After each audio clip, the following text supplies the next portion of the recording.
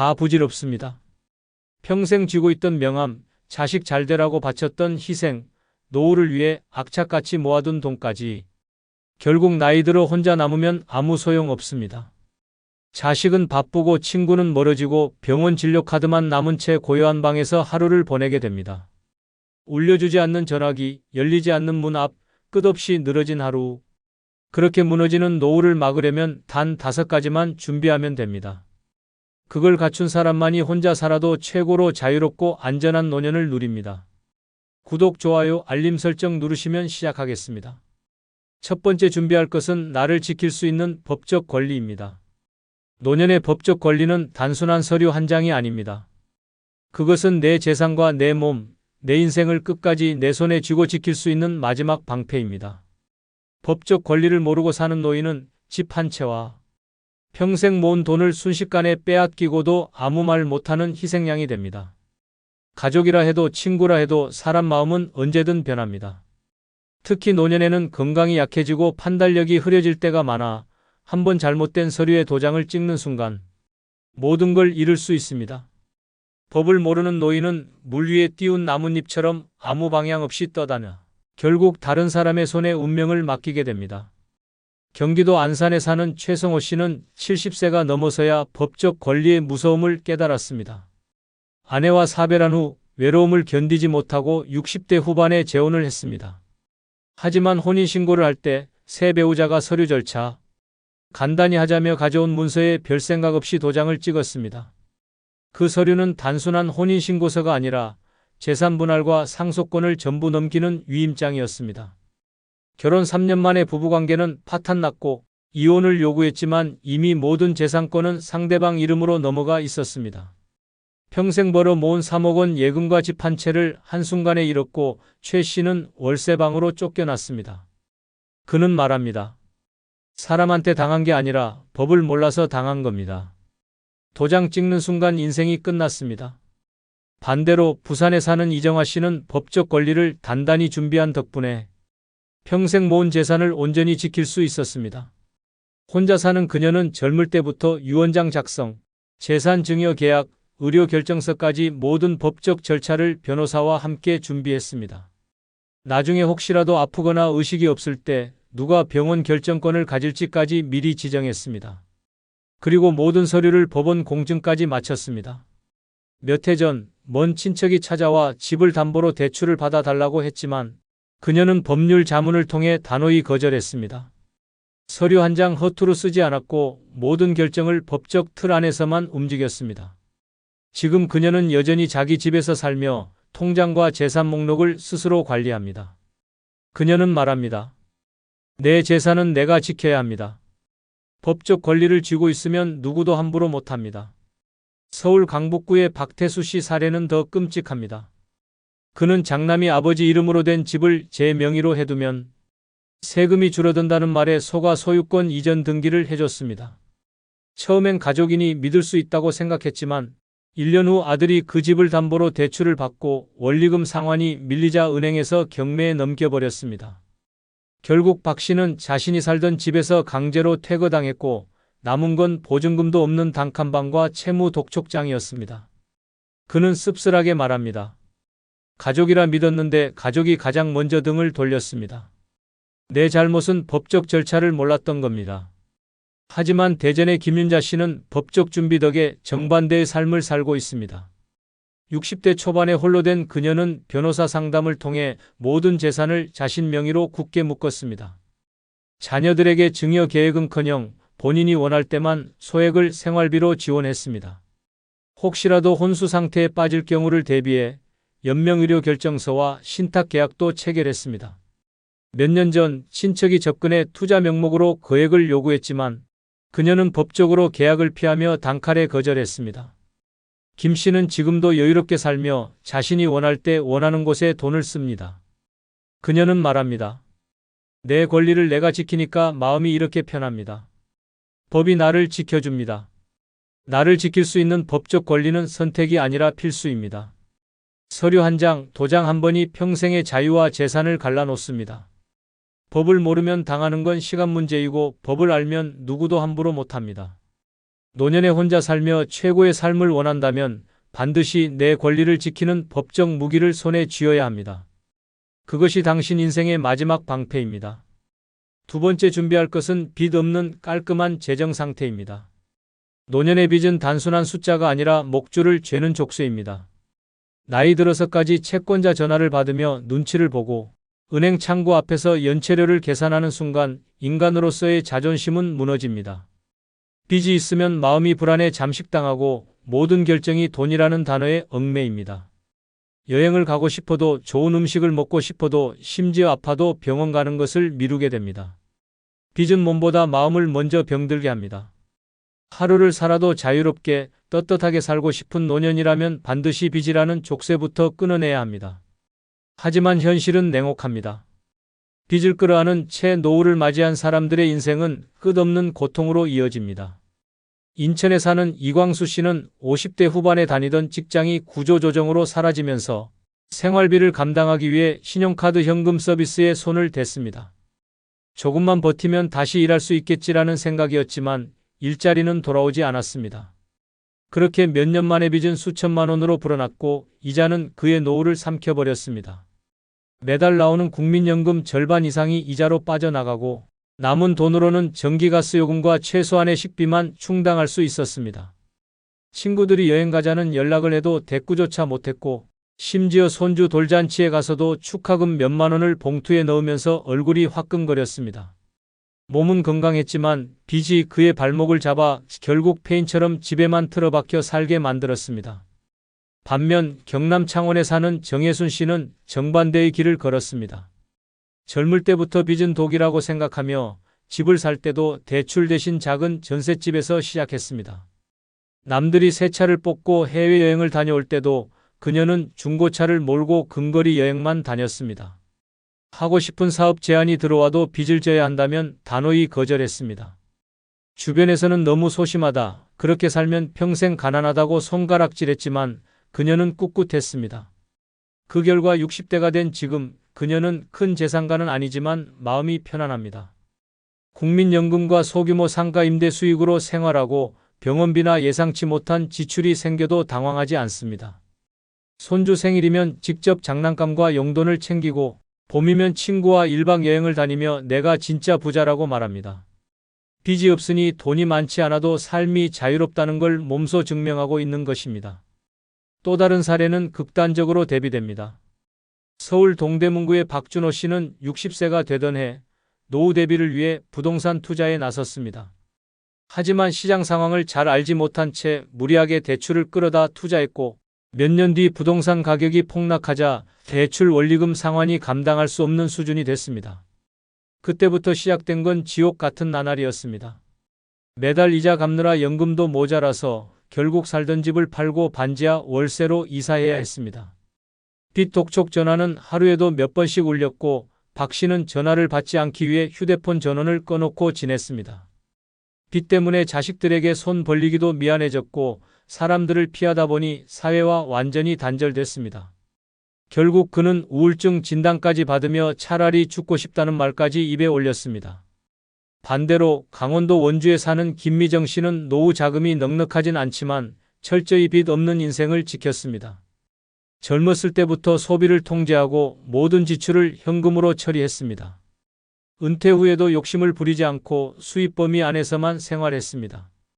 그래서인지 그녀는 얼굴에 늘 여유 있는 미소를 띠고 있습니다. 아침마다 동네 카페에서 커피를 마시며 신문을 읽고 가끔은 버스를 타고 시내를 나가 친구와 점심을 먹습니다. 내 통장에 남은 돈은 많지 않지만 갚아야 할 돈이 전혀 없다는 게 이렇게 행복한 줄 몰랐다며 웃는 그녀의 얼굴은 빚 없는 노년의 가치를 그대로 보여줍니다. 빚이 있는 노후와 빚이 없는 노후의 차이는 단순한 금액이 아닙니다. 빚이 있으면 하루하루가 불안과 수치심으로 물들지만 빚이 없으면 하루하루가 내 선택과 여유로 채워집니다. 노년에 혼자 살아도 당당하고 자유롭게 살고 싶다면 그 시작은 반드시 빚 없는 깔끔한 재정 상태에서 출발해야 합니다. 그것이야말로 노년을 지옥으로 만들지 않는 유일한 보험입니다. 세 번째 준비할 것은 적당한 일거리나 봉사활동입니다. 노년에 시간이 넘쳐나는 건 축복이 아니라 때로는 저주가 됩니다. 할 일이 없으면 하루가 길어지고 길어진 하루는 생각을 부풀립니다. 그리고 그 생각은 곧 불안과 우울로 변합니다. 방 안에 앉아 TV만 보며 시간을 죽이는 생활이 반복되면 몸은 굳고 마음은 무너집니다. 젊을 땐 일이 많아 힘들다고 불평했지만 나이 들어 일거리가 전혀 없는 건 더 큰 지옥입니다.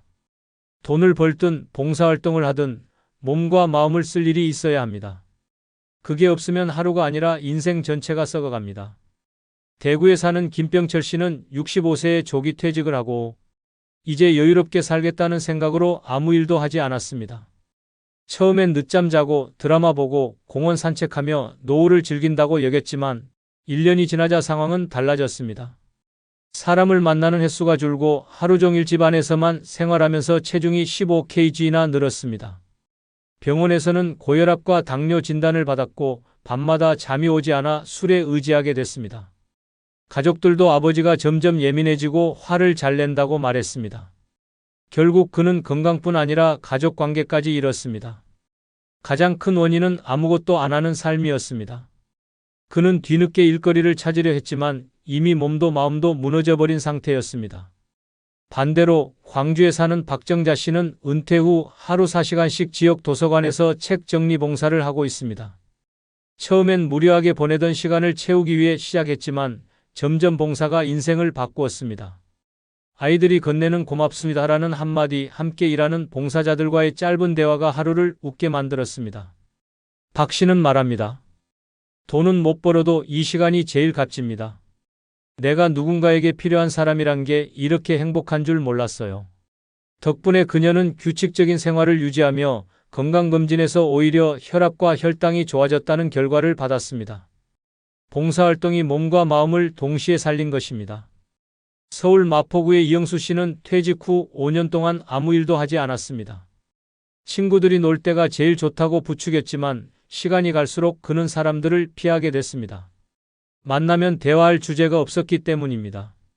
뉴스, 날씨, 건강 얘기뿐인 대화가 지루했고 결국 약속도 줄었습니다. 집에서 스마트폰만 보며 하루를 보냈고 점점 외부 활동이 줄자 우울증이 찾아왔습니다. 병원 진료를 받고 항우울제까지 복용했지만 무기력은 쉽게 사라지지 않았습니다. 그는 내가 쓸모없는 존재가 된 것 같았다고 말했습니다. 할 일이 없는 노년은 사람을 서서히 무너뜨렸습니다. 반면 전북 전주에 사는 장미선 씨는 은퇴와 동시에 동네 경로당에서 주 3회 반찬 나눔 봉사를 시작했습니다.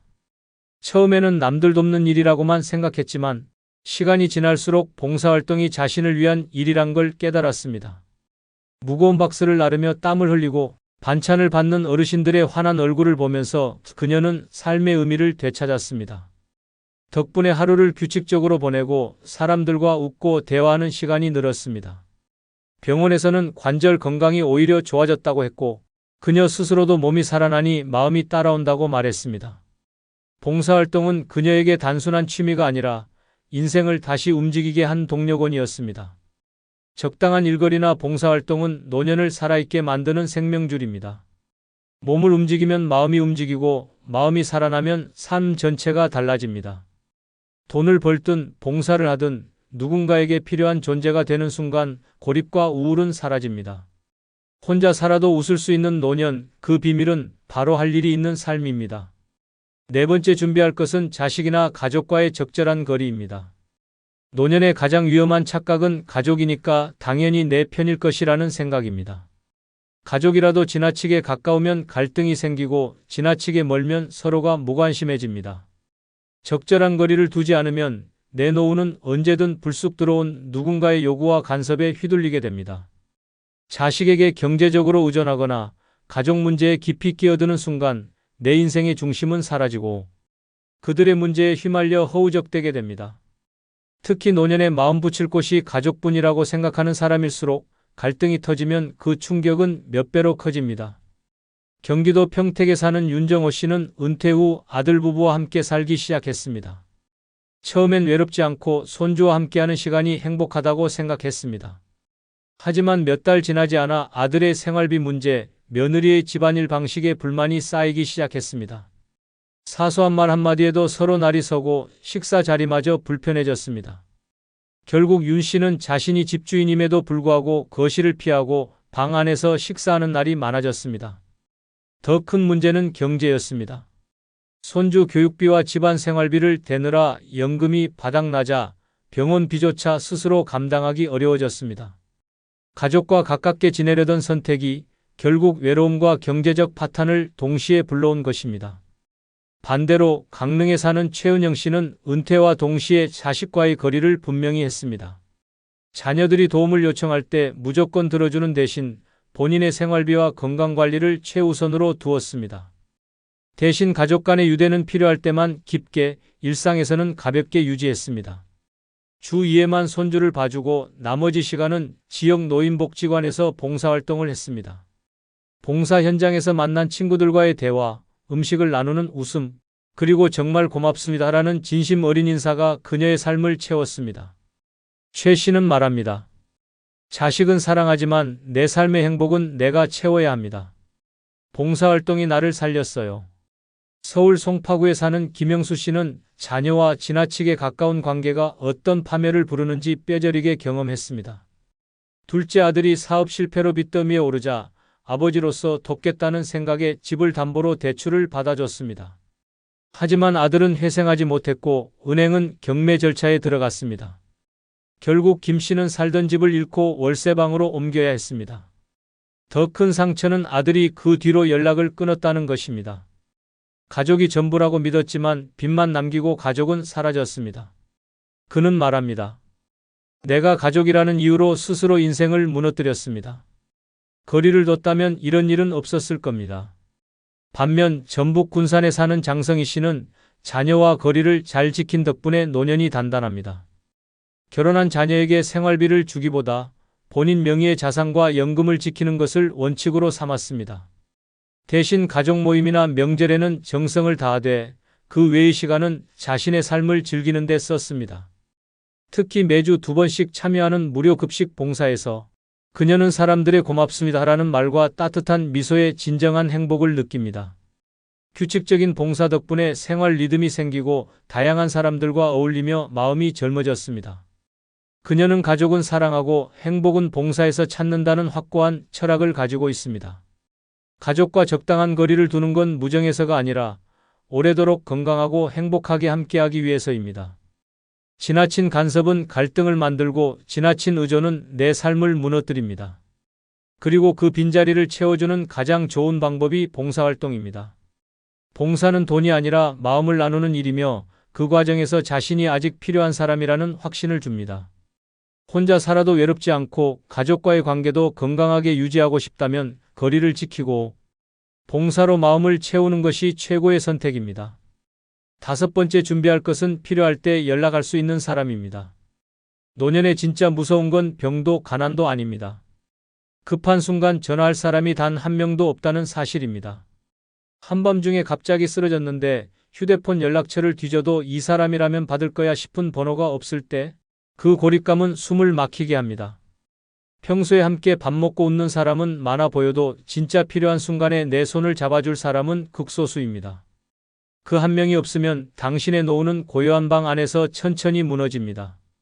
부산에 사는 조성우 씨는 평생 가정을 위해 일하며 정작 자기 인간관계에는 무심했습니다. 은퇴 후엔 친구들도 하나둘 연락이 끊겼고 가족 외엔 아는 사람이 없었습니다.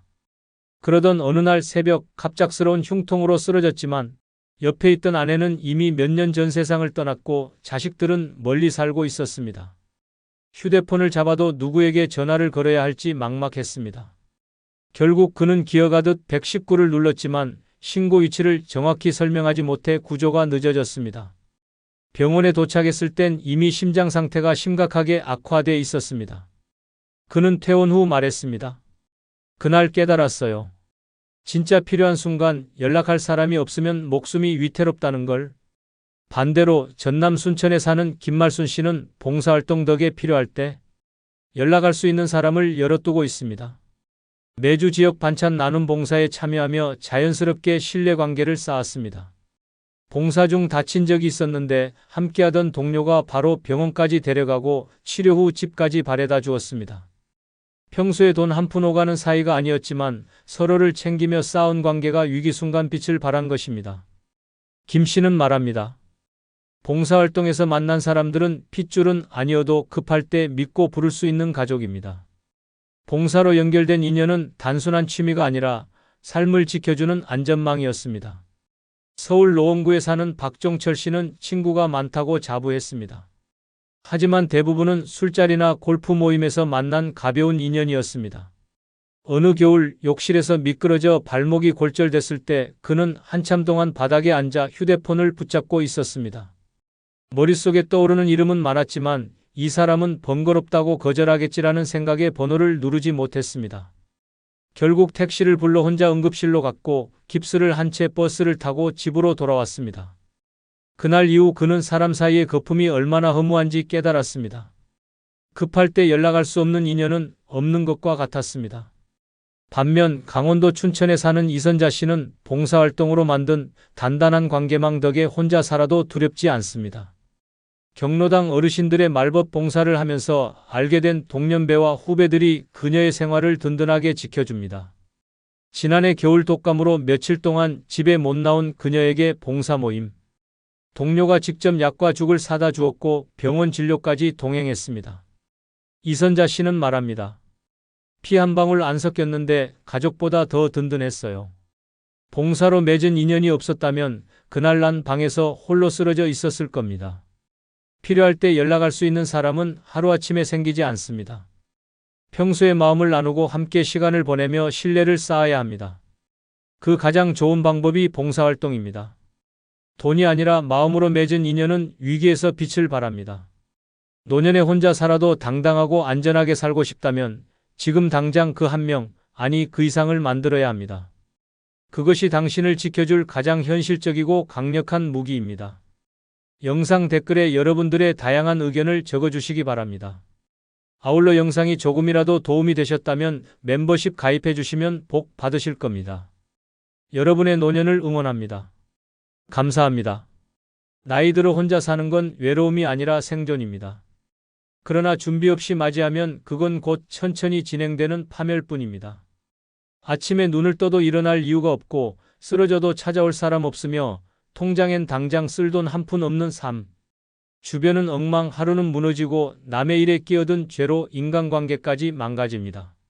노년에 혼자 잘 산다는 건 우연이 아니라 철저한 전략입니다. 오늘은 그 6가지 전략이 무엇인지 알아보겠습니다. 구독, 좋아요, 알림 설정 해주시면 시작하겠습니다. 노년에 혼자 잘 사는 첫 번째 방법은 나를 기쁘게 하는 작은 사치를 허락하는 것입니다. 평생 아껴 쓰고 참고 남을 먼저 챙기느라 내 욕심 한번 제대로 부려보지 못한 인생이라면 지금이 바로 그 빚을 스스로 갚아줄 때입니다. 문제는 많은 이들이 여전히 주머니 속 돈을 꼭 쥐고 나를 위해 쓰는 순간마저 죄책감을 느낀다는 것입니다. 그 습관이 노년을 고독하게 만들고 인생을 초라하게 끝내게 합니다. 작은 사치는 단순한 소비가 아닙니다. 나를 살아있게 만드는 산소이며 내 존재를 확인하는 선언입니다. 좋아하는 꽃 한 송이를 사는 것, 평소 눈여겨본 옷 한 벌을 사입는 것, 비싼 케이크 한 조각에 커피를 곁들이는 것도 모두 살아있음을 증명하는 행위입니다. 이 사소한 즐거움이 하루를 버티게 하고 내일을 기다리게 합니다. 반대로 혹시라도 나중에 필요할까 봐라는 이유로 끝없이 참고 아끼다 보면 그 나중은 오지도 않고 내 삶의 빛깔은 완전히 바래버립니다. 하지만 현실은 잔인합니다. 첫 번째 사례는 경기도 안성에 사는 박정순 씨의 이야기입니다. 평생 가난과 싸우며 살았던 그는 은퇴 후에도 사치를 죄악처럼 여겼습니다. 옷장은 수십 년 된 코트와 낡은 셔츠뿐, 외식은 김밥 천국이 전부였습니다. 아껴야 산다는 말이 습관처럼 입에 붙었지만 그 전략은 자신을 위한 것이 아니라 자식과 미래를 위한 것이었습니다. 결국 그는 건강이 급격히 나빠졌고 병원비로 수천만 원이 한 번에 나갔습니다. 평생 모은 돈이 단 몇 달 만에 사라졌고 남은 건 병실의 하얀 천장뿐이었습니다.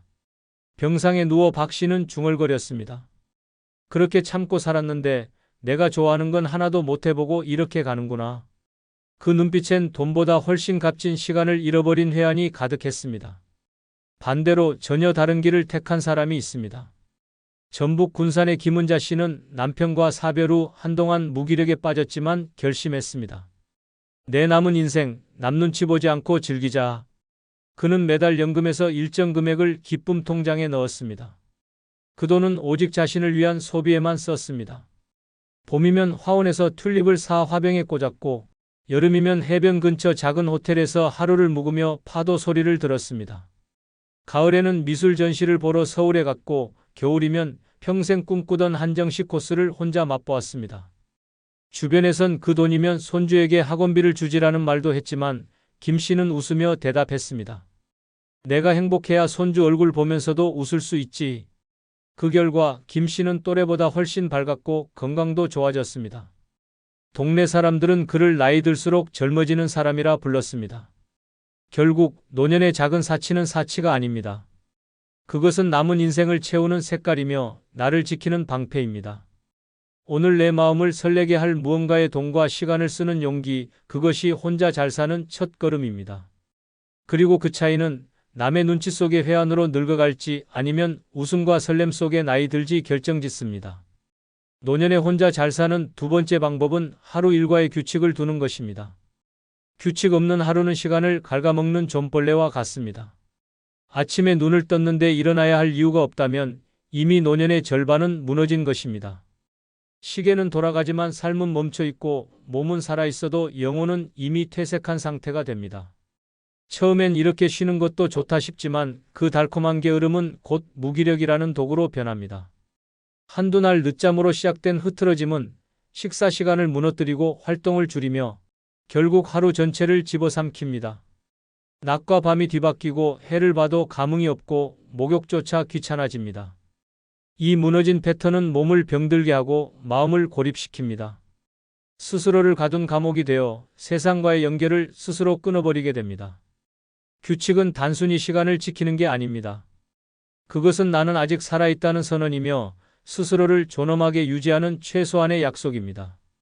매일 정해진 시간에 일어나고 식사와 운동, 외출과 휴식의 틀을 지키면 삶은 흐름을 얻습니다. 몸이 리듬을 기억하고 마음이 안정되며 하루하루가 의미를 되찾습니다. 반대로 규칙 없는 하루는 인생을 시궁창으로 끌고 갑니다. 첫 번째 사례는 인천에 사는 정영호 씨의 이야기입니다. 70세가 되자 은퇴 후 할 일이 없다는 이유로 매일 늦잠을 잤습니다. 새벽까지 TV를 보며 라면을 끓여 먹고 해가 중천에 뜰 때쯤 비몽사몽 일어나 대충 식사를 때웠습니다. 외출은 거의 없었고 낮에는 소파에 누워 스마트폰 게임만 하다 저녁을 맞았습니다. 몇 달이 지나자 체중이 급격히 늘고 혈압은 치솟았으며 기억력은 눈에 띄게 떨어졌습니다. 사람과의 대화는 줄었고 거울 속 자신의 모습이 낯설어졌습니다. 결국 그는 뇌경색 전조 증상으로 응급실에 실려갔습니다. 의사는 단호하게 말했습니다. 이대로 살면 1년도 버티기 어렵습니다. 정 씨는 그제야 깨달았습니다. 규칙 없는 하루가 몸을 죽이고 마음을 썩히고 있었다는 사실을. 하지만 이미 건강은 되돌리기 어려운 상태였습니다. 그는 병상에서 친구에게 이런 말을 했습니다.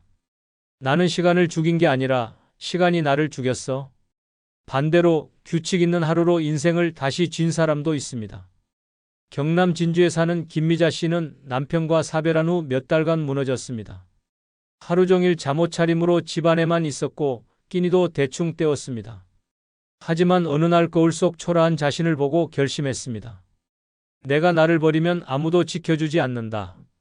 그날부터 김 씨는 아침 6시의 기상에 창문을 열고 환기하며 하루를 시작했습니다. 7시엔 간단한 스트레칭, 8시엔 정성껏 차린 아침 식사, 오전엔 독서나 손바느질, 오후엔 동네 한 바퀴 걷기, 저녁엔 따뜻한 목욕과 가벼운 스트레칭으로 마무리했습니다. 처음엔 버거웠지만 한 달이 지나자 피부가 좋아지고 표정이 밝아졌으며 몸무게와 혈압이 안정됐습니다. 무엇보다 삶이 다시 흘러가기 시작했습니다. 이웃들은 왜 이렇게 젊어졌냐고 물었고 김 씨는 웃으며 대답했습니다. 규칙이 나를 살렸어요.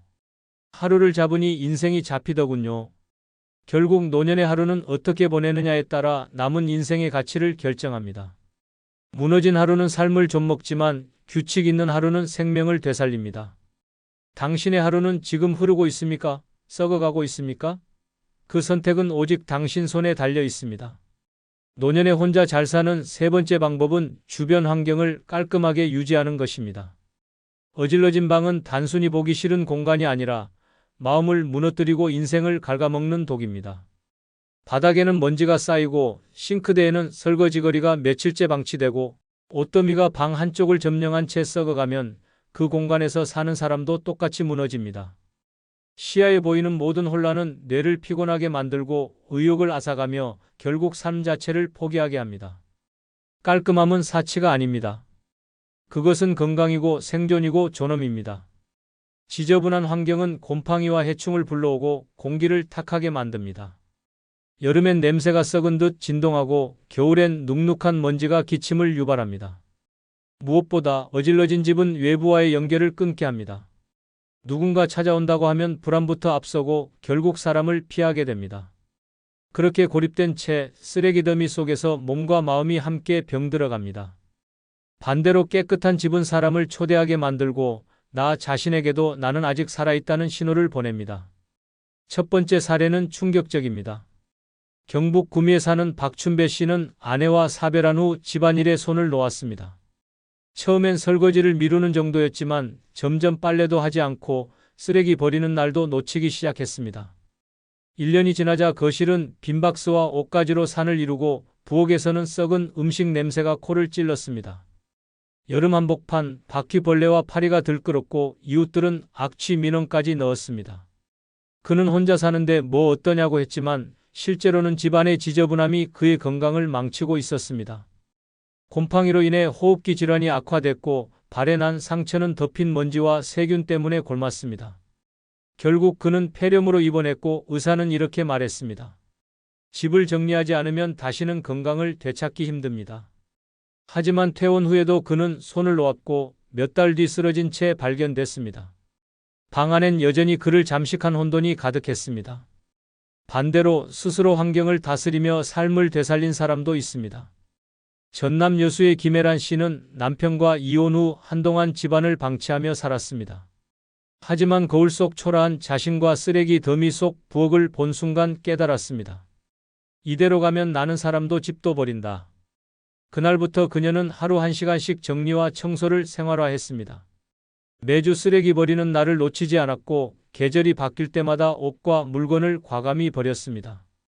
부엌 싱크대는 늘 비우고 거실 테이블엔 꽃 한 송이를 올려뒀습니다. 처음엔 단순한 청소였지만 어느새 마음까지 맑아졌습니다. 깨끗한 공간에서 커피를 마시는 순간 그녀는 혼자 살아도 이렇게 행복할 수 있구나라는 확신을 얻었습니다. 그 후로 그녀의 집은 친구들이 먼저 놀러오고 싶어하는 공간이 됐고 그녀 스스로도 외출과 모임을 즐기게 됐습니다. 노년에 혼자 산다는 건 결국 내가 사는 공간이 곧 나 자신이 된다는 뜻입니다. 주변 환경을 버려두면 인생도 버려지고 깔끔하게 가꾸면 하루가 달라집니다. 지금 당신의 방이 곧 당신의 내면입니다. 그 방이 지옥인지 안식처인지는 오직 당신의 선택에 달려 있습니다. 노년에 혼자 잘 사는 네 번째 방법은 응급 상황에 대비한 연락망을 갖추는 것입니다. 혼자 사는 노인에게 가장 무서운 순간은 쓰러지는 그 순간이 아니라 쓰러진 뒤 아무도 모른다는 사실입니다. 단 1분이 생사를 가르는 상황에서 연락할 사람이 없다는 건 곧 사형 선고와 같습니다. 집안에서 넘어져 골절이 돼도 심장이 멎는 전조 증상이 와도 휴대폰 하나 잡을 힘이 없으면 그 자리에서 인생은 끝납니다. 뉴스 속 고독사 이야기는 남의 일이 아닙니다. 연락망이 없는 노인은 세상과 단절된 채 홀로 사라집니다. 살아있어도 이미 세상 밖에서는 존재가 지워진 것이나 다름없습니다. 연락망은 단순히 전화번호를 저장해두는 것이 아닙니다. 비상시에 바로 연락할 수 있는 사람, 내가 하루 이상 연락이 없으면 먼저 찾아와 줄 사람, 평소 내 건강 상태를 알고 있는 사람을 말합니다. 이런 안전망이 있느냐 없느냐가 위기에서 살아날 확률을 결정합니다. 하지만 많은 노인들이 괜히 폐 끼치고 싶지 않다는 이유로 연락망 구축을 미루고 결국 그 미루던 하루가 최후가 되는 경우가 많습니다. 첫 번째 사례는 서울 마포에 사는 이호진 씨 이야기입니다. 은퇴 후 혼자 살던 그는 평소 지인과의 연락을 거의 끊고 지냈습니다. 그러던 어느 날 새벽 화장실에서 갑작스러운 어지럼증과 함께 쓰러졌습니다. 의식은 있었지만 하반신이 움직이지 않았습니다. 휴대폰은 거실에 있었고 문을 두드려줄 이웃도 없었습니다. 그렇게 꼼짝없이 누워있던 그는 이틀 만에 탈수와 저체온으로 의식을 잃었습니다. 그를 발견한 건 택배기사였습니다. 문 앞에 쌓인 택배를 이상하게 여긴 기사가 경찰에 신고한 덕에 목숨은 건졌지만 이미 하반신 마비가 진행돼 평생 휠체어 신세를 지게 됐습니다. 병원 침대에 누운 그는 흐느끼며 말했습니다. 그날 전화 한 통만 할 수 있었어도 이렇게 되진 않았을 겁니다. 반대로 철저한 연락망 덕에 생명을 지킨 사람도 있습니다. 경북 포항에 사는 장영자 씨는 혼자 산 지 15년째였지만 동네 주민 3명, 먼 친척 1명, 그리고 구청 사회복지 담당자까지 포함된 비상 연락망을 만들어뒀습니다. 매일 아침 9시와 저녁 8시 한 번이라도 전화를 받지 않으면 즉시 집으로 확인하러 오도록 약속해뒀습니다. 어느 날 저녁 장 씨는 부엌에서 요리를 하다 끓는 국물이 쏟아져 심한 화상을 입고 주저앉았습니다. 고통에 몸부림치다 휴대폰을 잡지 못했지만 10분 뒤 전화를 받은 친척이 목소리가 이상하다는 걸 느끼고 곧장 이웃에게 연락했습니다. 이웃이 문을 열고 들어왔을 땐 이미 장 씨의 의식이 흐릿했지만 신속히 119를 불러 화상 치료를 받게 했습니다. 의사는 조금만 늦었어도 쇼크로 의식불명에 빠질 수 있었다고 말했습니다. 장 씨는 그날 이후 더 단단하게 연락망을 유지하며 말합니다. 사람이 죽느냐 사느냐는 결국 누가 날 찾느냐에 달린 겁니다. 노년에 혼자 산다는 건 내가 쓰러졌을 때 누가 찾아와 줄 사람이 있는지 스스로 확인해야 한다는 뜻입니다. 연락망이 없는 건 집에 불이 나도 경복이 없는 것과 같습니다. 평소엔 필요 없어 보여도 단 한 번의 위기에서 생명을 살립니다. 지금 당신의 연락처 목록에는 내가 사라졌을 때 가장 먼저 찾아올 사람이 있습니까? 없다면 오늘이 그 사람을 만드는 날이어야 합니다. 이 준비 하나가 당신의 마지막 순간을 완전히 바꿀 수 있습니다. 노년에 혼자 잘 사는 5번째 방법은 혹시 모를 상황에 대비한 비상금을 챙겨두는 것입니다. 비상금은 단순한 돈이 아닙니다. 위기 속에서 나를 지켜주는 마지막 생명줄입니다. 평생 모은 돈이 있어도 모든 자산이 예금이나 부동산에 묶여 있으면 당장 필요한 순간 한 푼도 꺼내 쓸 수 없습니다. 갑작스러운 병원비, 예기치 못한 사고, 급한 수리비 앞에서 현금이 없으면 그 순간부터 내 인생은 남의 손에 넘어갑니다. 특히 혼자 사는 노인에게 비상금은 자존심이자 생존권입니다. 누군가에게 손 벌리지 않고 스스로를 지킬 수 있는 유일한 무기입니다. 비상금이 없으면 위기는 무서운 속도로 삶을 집어삼킵니다. 응급실에 실려갔는데 병원비 선결제가 안 돼 치료가 지연된다면 목숨을 잃을 수도 있습니다. 집안에 갑작스러운 누수가 생겼는데 수리비를 못 내면 곰팡이와 악취 속에서 살아야 합니다. 무엇보다 돈이 없으면 선택권이 사라집니다. 내가 원하는 치료, 내가 원하는 방법, 내가 원하는 시간을 고를 수 없게 됩니다. 첫 번째 사례는 경기도 평택에 사는 문상호 씨 이야기입니다. 그는 평생 성실히 일하며 아파트 한 채를 마련했지만 비상금이라는 개념은 전혀 없었습니다. 돈은 은행에 있어도 되는 거지라고 생각했지만 문제는 그 은행 계좌가 정기예금으로 묶여 있었고 중도 해지 시 큰 손해가 나는 상황이었습니다. 그러던 어느 날 심한 흉통으로 쓰러져 응급실에 실려갔지만 병원에서 고액의 응급시술비를 바로 결제해야 한다고 했습니다. 지갑엔 3만 원이 전부였고 자식들에게 전화를 걸었지만 모두 해외 출장과 지방 근무 중이라 바로 올 수 없었습니다. 결국 치료는 몇 시간 지연됐고 그 사이 심근경색이 악화돼 평생 약물 치료를 받아야 하는 몸이 됐습니다. 병실에서 그는 자책했습니다. 집 한 채가 무슨 소용이야, 주머니에 쓸 돈이 없는데. 반대로 비상금이 위기에서 목숨을 건진 사례도 있습니다. 강원도 원주에 사는 장인숙 씨는 매달 연금에서 10만 원씩 현금으로 빼서 작은 금고에 넣어뒀습니다. 혹시 모를 날을 대비해 7년간 모은 금액은 약 800만 원. 주변 사람들은 괜히 현금으로 두면 도둑 맞는다고 했지만 그녀는 고집을 꺾지 않았습니다. 그러던 어느 겨울밤 난방 보일러가 고장나 집안 온도가 급격히 떨어졌습니다. 수리기사는 부품값과 긴급 출장비로 60만 원을 요구했지만 그 돈이 없으면 최소 3일은 추위 속에서 지내야 하는 상황이었습니다. 장 씨는 망설임 없이 금고에서 현금을 꺼내 결제했고 그날 밤 따뜻하게 잠들 수 있었습니다. 며칠 뒤 같은 아파트의 다른 노인은 돈이 없어 보일러를 고치지 못하고 폐렴에 걸려 병원에 실려갔다는 소식을 들었습니다. 장 씨는 그때 깨달았습니다. 비상금은 돈이 아니라 나를 살리는 방패라는 걸. 노년에 혼자 산다는 건 도움의 손길이 닿기 전에 스스로를 지킬 준비가 돼 있어야 한다는 뜻입니다. 비상금은 쓰지 않으면 가장 좋지만 필요할 땐 그 어떤 재산보다 빠르고 강력하게 나를 지켜줍니다. 당신의 집 어딘가에 아무에게도 말하지 않은 나만의 금고가 있습니까? 없다면 오늘부터 만들어야 합니다. 그 한 줌의 현금이 언젠가 당신의 생명을 그리고 당신의 마지막 자존심을 지켜줄 것입니다. 노년에 혼자 잘 사는 6번째 방법은 타인의 삶에 지나치게 개입하지 않는 것입니다. 남의 인생에 발을 깊숙이 들이는 순간 그 끝은 거의 항상 상처와 후회로 돌아옵니다. 특히 나이 들어서는 좋은 뜻으로 시작한 말과 행동이 칼날처럼 돌아오는 경우가 많습니다. 자식 문제, 이웃 문제, 친척 문제에 괜히 끼어들면 처음엔 고마워하던 사람들이 어느 순간 부담스러워하고 끝내는 원망까지 쏟아냅니다. 그리고 그 순간 당신은 도움 준 은인이 아니라 귀찮고 참견 많은 노인으로 낙인 찍힙니다. 노년에 필요한 건 인정받는 것이 아니라 평온입니다. 하지만 많은 이들이 내 경험이 더 많다는 이유로 조언을 강요하고 문제를 해결해 주려 합니다. 그러나 세상은 변했고 사람들의 방식도 달라졌습니다. 과거엔 통했던 방법이 지금은 독이 되기도 합니다. 그럼에도 계속 개입하면 타인의 삶은 물론 내 마음까지 망가집니다. 첫 번째 사례는 충남 아산에 사는 윤광호 씨의 이야기입니다. 그는 아들이 부부싸움을 할 때마다 중재하러 나섰습니다. 가정은 깨지면 안 된다는 신념으로 밤중에도 택시를 타고 가 화해를 시켰고 경제적으로도 여러 번 지원했습니다.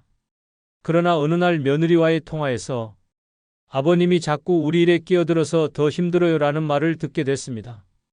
그 말이 가슴에 비수처럼 꽂혔지만 결정타는 아들이었습니다. 아버지, 이제 제 가정일은 저희에게 맡겨주세요. 간섭이 아니라 참견입니다. 결국 윤 씨는 며칠 동안 밥도 못 넘기며 방에 틀어박혔고 그 후로 아들과의 관계는 눈에 띄게 멀어졌습니다. 그는 씁쓸하게 말했습니다. 나는 가족을 지킨다고 믿었는데 사실은 나만 부서지고 있었더군. 반대로 개입을 멈춘 뒤 평온을 되찾은 사람도 있습니다. 전북 정읍의 한은자 씨는 젊었을 때부터 동네 사람들의 고민을 들어주고 문제를 해결해주는 해결사로 불렸습니다. 그러나 나이가 들자 그 역할이 점점 짐이 됐습니다. 누군가는 금전 문제까지 떠넘겼고 누군가는 부탁이 거절되자 뒤에서 험담을 퍼뜨렸습니다. 결국 한 씨는 마음을 단단히 먹고 이렇게 선언했습니다. 이제부터는 내 일 아니면 모르는 일. 처음엔 주변에서 서운해했지만 시간이 지나자 오히려 관계가 깔끔해졌습니다. 남의 문제에 감정 소모할 일이 줄어드니 혈압이 안정되고 표정이 부드러워졌습니다. 대신 그녀는 그 시간과 에너지를 여행과 취미생활에 쏟았습니다. 1년 뒤 그녀는 이렇게 말했습니다. 남의 인생에 덜 얽히니 내 인생이 비로소 살아나더군요. 노년의 타인의 삶에 지나치게 개입하는 건 불필요한 적을 만드는 것과 같습니다. 도와준다고 시작했지만 결국 원망만 남고 관계가 무너집니다. 혼자 잘 산다는 건 고립이 아니라 내 경계를 지키며 평온을 지킨다는 뜻입니다. 당신의 평화를 위협하는 건 외부의 적이 아니라 스스로 열어준 그 경계일 수 있습니다. 오늘부터 그 문을 닫으십시오. 그 순간 남은 인생이 훨씬 가벼워지고 훨씬 안전해집니다. 한번 냉정히 생각해 보십시오. 결국 우리는 모두 혼자가 됩니다. 자식도 배우자도 친구도 언젠가는 곁을 떠납니다. 장례식장에 조문객은 많아도 노인의 병실은 늘 텅 비어 있습니다. 전화벨은 울리지 않고 문 두드리는 소리는 사라집니다. 그렇게 홀로 남겨진 순간 준비하지 못한 사람은 무너지고 준비한 사람은 살아남습니다. 돈이 있어도 건강이 조금 남아 있어도 마음이 준비되지 않으면 노후는 지옥입니다. 그러나 단단히 대비한 사람은 외로움조차 두렵지 않습니다. 오늘 전할 6가지 생존법은 단순한 조언이 아닙니다. 노년의 존엄을 지키느냐, 무너져 비참하게 사라지느냐를 가르는 칼날 같은 진실입니다. 끝까지 보셔야 살아남을 수 있습니다. 첫 번째, 빚 없는 삶을 목표로 남은 대출을 빨리 갚는 법입니다. 빚은 노후를 좀먹는 독입니다. 나이가 들수록 필요한 건 돈이 아니라 자유인데 대출이 남아있다면 그 자유는 단단히 묶인 족쇄일 뿐입니다. 매달 꼬박꼬박 빠져나가는 이자만 봐도 숨이 턱 막히고 통장에 찍힌 마이너스 잔액은 노후의 자존심을 갈갈이 찢어 놓습니다. 그러니 남은 대출을 최대한 빨리 갚는 것, 그것이 진짜 노후 생존법입니다. 하지만 문제는 이 단순한 진리를 무시하다가 지옥 같은 노후로 떨어진 사람들이 너무 많다는 사실입니다. 경기도 안산에 사는 김영철 씨는 평생 공장에서 일하며 자식들 공부를 책임졌습니다. 그러나 집 한 채 마련하려 무리해서 대출을 받았습니다. 퇴직 후 연금이 나오기 시작했지만 매달 연금의 절반이 대출 이자로 빠져나갔습니다. 아픈 무릎 때문에 병원에 가야 했지만 병원비조차 아까워 버텼습니다. 결국 무릎은 망가지고 거동이 불편해졌습니다. 그렇게 되자 자식들도 슬쩍 거리를 두었습니다. 아버지, 저희도 힘들어요. 차갑게 들려오는 말에 가슴이 무너졌습니다.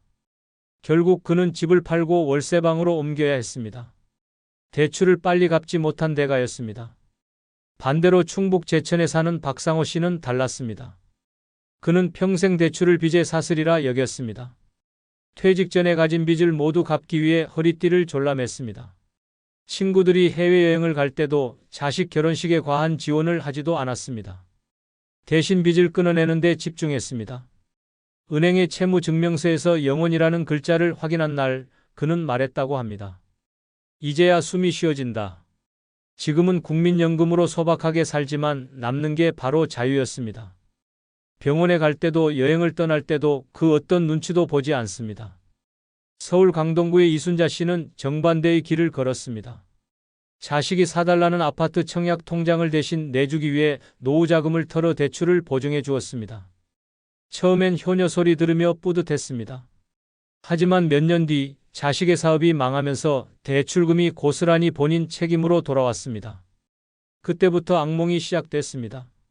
매달 이자 독촉장이 날아들었고 전화벨 소리만 들어도 가슴이 쿵 내려앉았습니다. 은행 창구에서 연체 통보를 받으며 그동안 자식 위해 희생한 게 결국 이거구나라는 자괴감에 눈물이 흘렀습니다. 결국 집까지 경매에 넘어가고 그는 한순간에 무주택 노인이 됐습니다.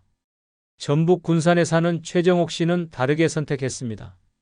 남편이 세상을 떠난 뒤 그녀는 생활비를 줄여가며 원리금 상환을 최우선으로 삼았습니다. 주변 사람들은 그 돈 좀 늦게 갚아도 되지 않냐며 말렸지만 그는 귀를 닫았습니다. 노후의 빚이란 독약이 될 것을 알았기 때문입니다.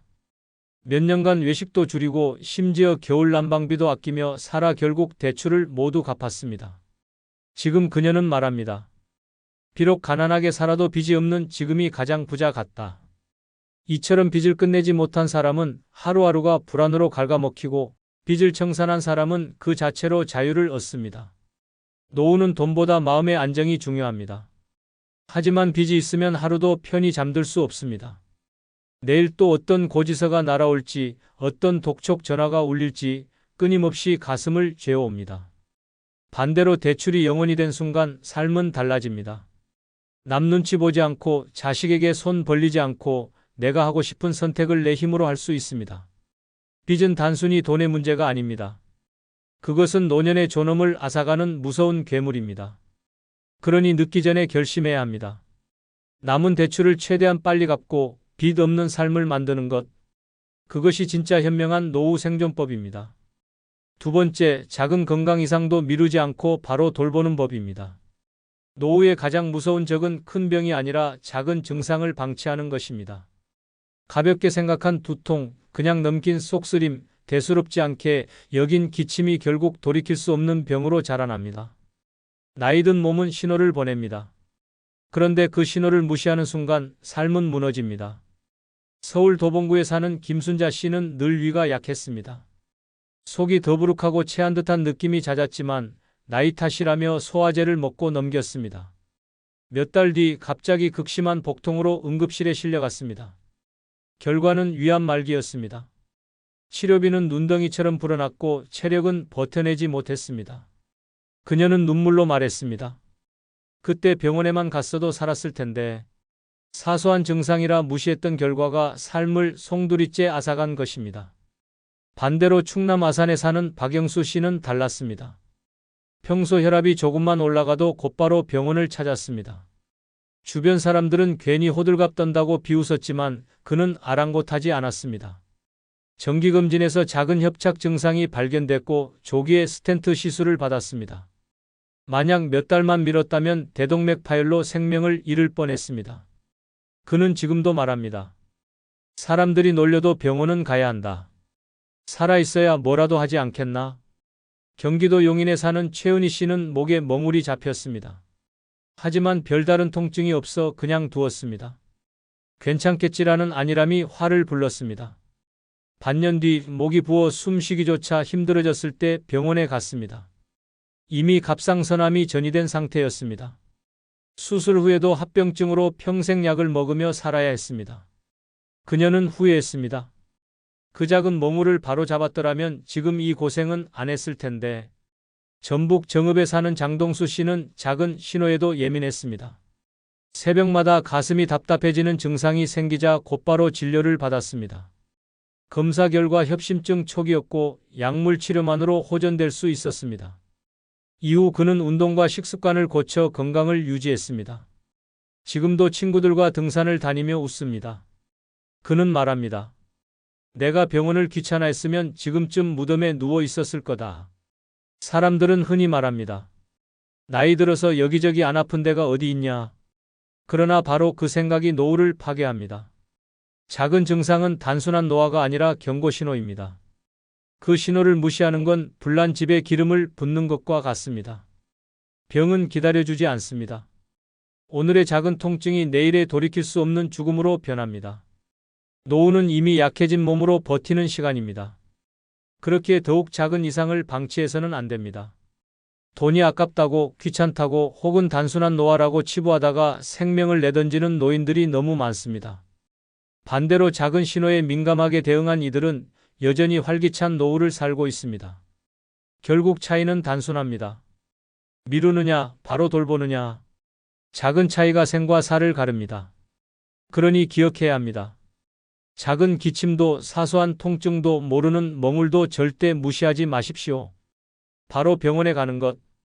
그것이 노후를 지켜내는 가장 현명한 생존법입니다. 세 번째, 나를 무시하는 사람과는 인연을 끊는 법입니다. 노후의 가장 무서운 독은 병이 아니라 인간관계의 상처입니다. 나를 무시하고 깔보는 사람 곁에 있으면 하루하루가 지옥이 됩니다. 그들의 말 한마디, 눈빛 하나가 내 자존심을 송두리째 무너뜨립니다. 나이 들어 존엄을 지켜야 할 시기에 오히려 가장 가까운 사람에게 모욕당하며 살아가는 노인은 결국 무너집니다. 그러니 무조건 잘라내야 합니다. 나를 무시하는 사람과의 관계는 독이고 노후 생존을 갉아먹는 칼입니다. 경기도 의정부에 사는 박정자 씨는 남편과 사별한 뒤 자식 집에 들어갔습니다. 처음엔 효도받는 줄 알았습니다. 하지만 시간이 갈수록 며느리의 눈빛이 달라졌습니다. 어머니, 또 반찬 흘리셨어요? 도대체 왜 이렇게 눈치가 없으세요? 밥상 앞에서 매번 들려오는 그 말들이 박정자 씨의 가슴을 찔렀습니다. 자식 앞에서조차 무시당하는 순간 그녀는 더 이상 집안의 어른이 아니었습니다. 그 집에 있는 시간이 길어질수록 몸은 위축되고 말수가 줄고 결국 병원 진단에서 우울증 판정을 받았습니다. 나를 무시하는 사람 곁에 머문 대가였습니다. 반대로 부산 해운대에 사는 김동혁 씨는 달랐습니다. 친구들과 술자리에 나갈 때마다 그는 늘 무시당했습니다. 넌 은퇴했잖아. 너 같은 백수는 모르면 가만히 있어. 술잔을 기울일 때마다 들려오는 비아냥에 처음엔 껄껄 웃고 넘겼습니다. 하지만 점점 견딜 수 없었습니다. 결국 그는 단호히 말했습니다. 난 이제 너희랑 어울리지 않겠다. 연락을 끊고 대신 동네서의 동호회에 들어갔습니다. 놀랍게도 그곳에선 한 번도 무시당하지 않았습니다. 오히려 그의 열정을 존중해 주었고 그의 인생은 다시 활력을 찾았습니다. 김동혁 씨는 말했습니다. 무시하는 놈들과 어울리는 것보다 새로운 사람들과 웃는 게 훨씬 낫다. 서울 강북구에 사는 이영희 씨는 자식들에게조차 무시당했습니다. 용돈을 조금이라도 달라 하면 엄마, 돈 좀 아껴 쓰세요라는 핀잔이 돌아왔습니다. 명절에 준비한 음식도 왜 이렇게 짜냐, 왜 이렇게 오래된 냄새가 나냐는 말만 들었습니다. 결국 그녀는 자식에게 기대려는 마음을 끊었습니다. 혼자 월세방을 얻어 나와 살았습니다. 처음엔 두려웠지만 시간이 갈수록 자유로웠습니다. 아무도 그녀를 무시하지 않았고 그녀는 당당히 말했습니다. 혼자가 훨씬 낫다. 무시받느니 차라리 혼자가 낫다. 반대로 충남 논산의 정혜수 씨는 끝내 끊어내지 못했습니다. 자식이 무시하는 걸 알면서도 그래도 내 자식이니까라는 생각으로 버텼습니다. 매번 밥상 앞에서 들려오는 핀잔, 손주들 앞에서조차 당하는 무시는 그를 점점 무너뜨렸습니다. 결국 건강은 악화되고 병원에서마저 지속적 스트레스성 위염이라는 진단을 받았습니다. 그는 퇴원하며 말했습니다. 내가 용기 내서 끊었다면 지금처럼 초라하지 않았을 텐데 노후의 인연은 단순해야 합니다. 나를 존중하는 사람과만 이어가고 나를 무시하는 사람과는 반드시 끊어야 합니다. 무시와 멸시는 독보다 빠르게 노년을 좀먹습니다. 자존심이 무너지면 삶 전체가 무너집니다. 반대로 존중 속에 살면 가진 게 없어도 당당합니다. 결국 차이는 선택입니다. 무시받으며 살 것인지 당당하게 살 것인지 늦기 전에 결단해야 합니다. 나를 무시하는 사람과는 단호히 인연을 끊는 것, 그것이 현명한 노후 생존법입니다. 네 번째, 죽음을 자연스럽게 받아들이는 법입니다. 노후의 가장 큰 공포는 죽음입니다. 그러나 죽음을 두려워할수록 삶은 비참해집니다. 피할 수 없는 것을 부정하고 애써 외면하다가 오히려 마지막을 더 고통스럽게 맞이하게 됩니다. 죽음을 받아들이는 것은 단념이 아니라 해방입니다. 두려움이 사라질 때 남은 삶은 훨씬 가볍고 자유로워집니다. 하지만 이를 거부한 사람과 받아들인 사람의 마지막은 극명하게 달랐습니다. 서울 서초구에 사는 한모 씨는 70대 후반에도 성형외과를 찾았습니다. 주름을 없애고 머리에 염색을 하고 젊음을 유지하려 애썼습니다. 그는 늘 말했습니다. 나는 늙는 게 싫어. 죽는 건 상상도 못하겠어. 하지만 아무리 몸부림쳐도 세월은 막을 수 없었습니다. 결국 병이 찾아왔고 병상에 누운 순간부터 그는 절망에 빠졌습니다. 의료진의 작은 말에도 공포에 질렸고 자식들에게 매일 나 안 죽지? 나 살 수 있지? 라고 물었습니다. 마지막 순간까지 두려움에 떨며 눈을 감았고 가족들은 아버지의 죽음이 이렇게 힘들 줄 몰랐다며 오히려 큰 상처를 안았습니다. 죽음을 끝내 받아들이지 못한 삶은 결국 자신도 가족도 지옥으로 끌어들였습니다. 반대로 전남 곡성에 사는 이정자 씨는 달랐습니다. 80세에 암 판정을 받았지만 그녀는 놀랍도록 담담했습니다. 죽을 나이가 됐으니 당연한 거지. 그는 치료 대신 작은 텃밭을 돌보고 동네 아이들에게 김치를 담가 나눠주며 일상을 보냈습니다. 병은 몸을 갉아먹었지만 그녀의 마음은 평온했습니다. 가족들도 함께 웃었고 마지막 날에도 손주들에게 동화를 읽어주다 조용히 숨을 거뒀습니다. 장례식에선 모두가 눈물 속에서도 말했습니다. 이렇게 편안한 마지막은 처음 본다. 죽음을 받아들인 그녀의 모습은 오히려 남은 이들에게 위안과 용기를 남겼습니다. 경기도 수원에 사는 최기철 씨는 죽음을 끝내 거부했습니다. 병원에 누워 있으면서도 연명치료를 강하게 요구했습니다. 코에 튜브를 꽂고 기계에 몸을 의지하면서도 나는 절대 죽을 수 없어라며 소리쳤습니다. 가족들은 매달 수백만 원의 병원비에 허덕였고 간병하던 아내는 지쳐 쓰러졌습니다. 결국 그의 마지막은 가족 모두의 눈물과 분노 속에서 마무리됐습니다. 죽음을 인정하지 못한 집착이 가족 전체를 무너뜨린 것입니다. 반대로 강원도 홍천에 사는 장순호 씨는 미리 준비했습니다. 건강할 때부터 유언장을 작성했고 장례 비용도 미리 마련했습니다. 심지어 내 장례식은 화려하게 하지 말고 대신 동네 경로당에 기부해라는 말까지 남겼습니다. 병이 찾아왔을 때 그는 두려워하지 않았습니다. 남은 날 동안 친구들과 술 한잔 나누고 아내와 손잡고 마을을 산책했습니다. 숨을 거둔 날에도 얼굴엔 미소가 남아 있었습니다. 가족들은 말했습니다. 아버지는 떠났지만 우리 마음은 평온하다. 죽음을 준비한 사람의 마지막은 이렇게 아름다웠습니다. 노후의 생존법은 오래 사는 것이 아닙니다. 두려움 없이 편안히 사는 것입니다. 그리고 그 시작은 죽음을 자연스럽게 받아들이는 태도입니다. 피할 수 없는 것을 두려워하지 마십시오. 당당히 맞이할 준비를 하십시오.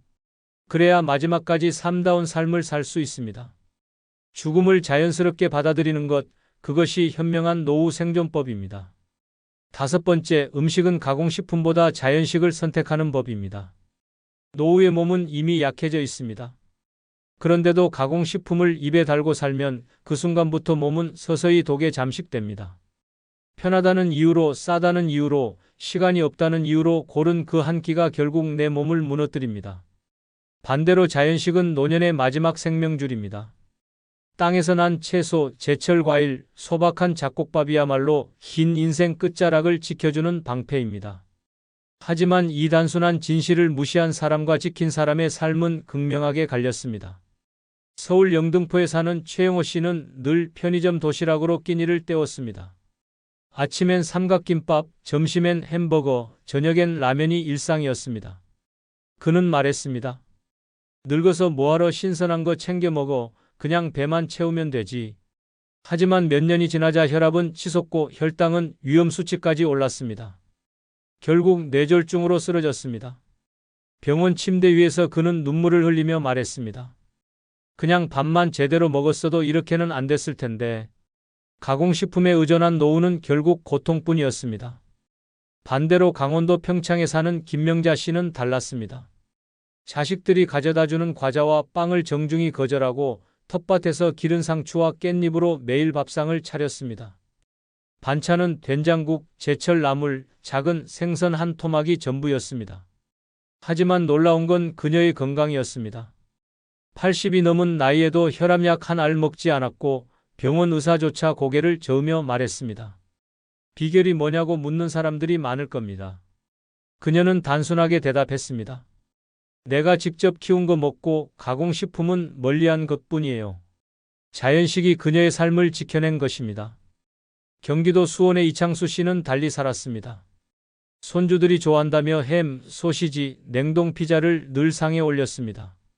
본인도 입맛이 달아났는지 매번 그 음식에 손이 갔습니다. 결국 당뇨 합병증이 찾아왔고 발끝이 괴사되면서 절단 수술까지 받았습니다. 그는 병실에서 떨리는 목소리로 말했습니다. 손주 따라 먹은 음식이 내 다리를 앗아갔다. 가공식품의 달콤한 유혹은 결국 치명적인 대가로 돌아왔습니다. 반대로 충남 예산에 사는 오정숙 씨는 꾸준히 자연식을 고집했습니다. 새벽마다 시장에 가서 제철 채소를 사고 밭에서 기른 콩으로 두부를 직접 만들어 먹었습니다. 주변 사람들은 그 나이에 왜 그렇게까지 하냐고 물었지만 그녀는 꿋꿋했습니다. 그 결과 70이 넘어서도 마을회관에서 춤을 추고 친구들과 여행을 다닐 만큼 건강을 유지했습니다. 사람들은 그녀를 보고 말했습니다. 저렇게 사는 게 진짜 부자다.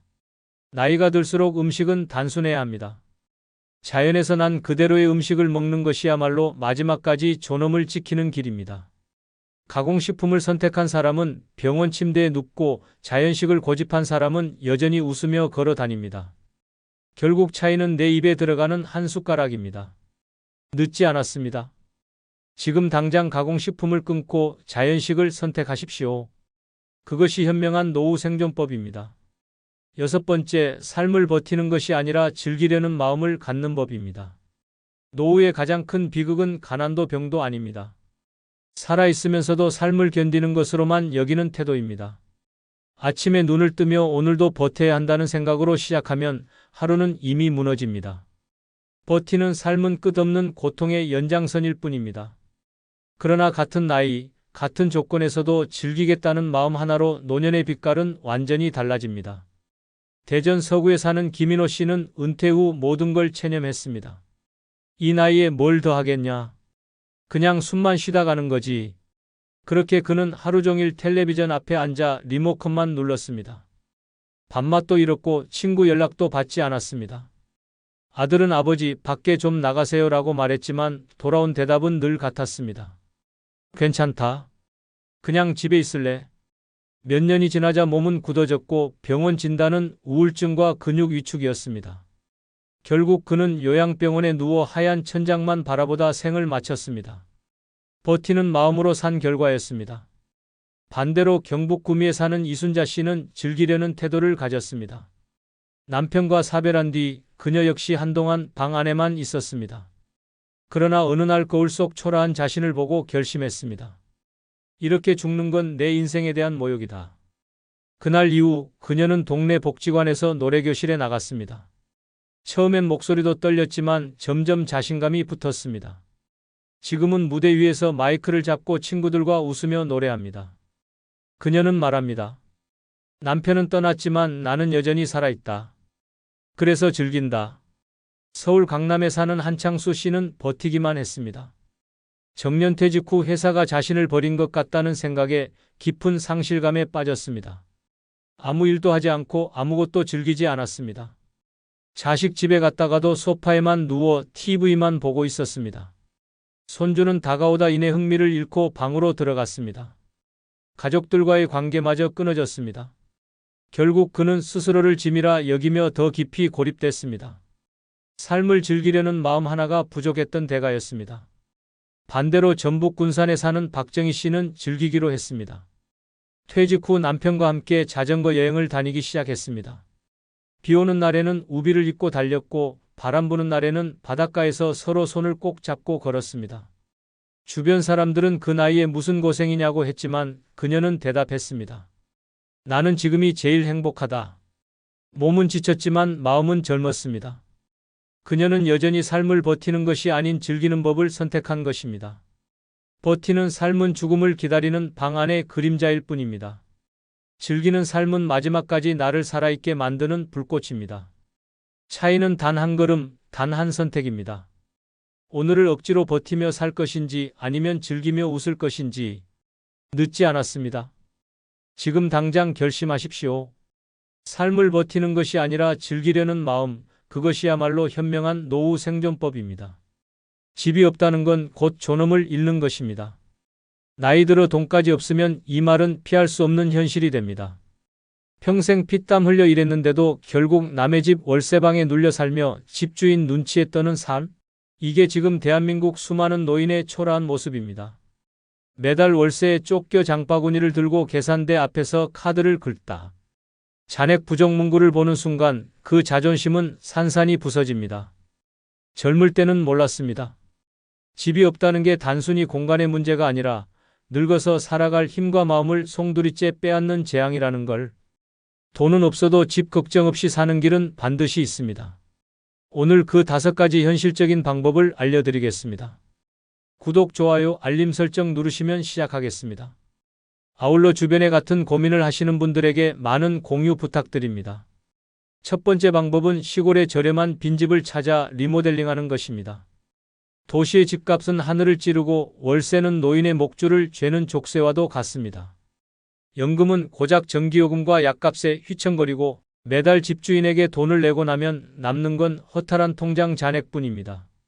결국 집이 없다는 불안은 하루하루를 갉아먹습니다. 반대로 시골에는 버려진 집이 수두룩합니다. 몇백만 원이면 내 소유로 만들 수 있고 조금만 손보면 평생 집 걱정 없는 삶을 살 수 있습니다. 서울 강서구에 살던 박영자 씨는 남편을 먼저 떠나보낸 뒤 월세방을 전전하며 살았습니다. 국민연금은 70만 원 남짓, 하지만 월세와 관리비를 내고 나면 통장은 늘 텅 비었습니다. 고지서만 봐도 심장이 내려앉았고 집주인 눈치를 보며 언제 나가야 하나 늘 두려웠습니다. 그 공포 속에서 박 씨는 결심했습니다. 이대로 늙다간 길바닥에서 죽을 수도 있겠다. 인터넷을 뒤지며 시골 빈집을 찾기 시작했고 충북 괴산의 한 마을에서 700만 원짜리 폐가를 발견했습니다. 지붕은 구멍이 숭숭 뚫려 있었고 벽지는 곰팡이로 시커멓게 변해 있었습니다.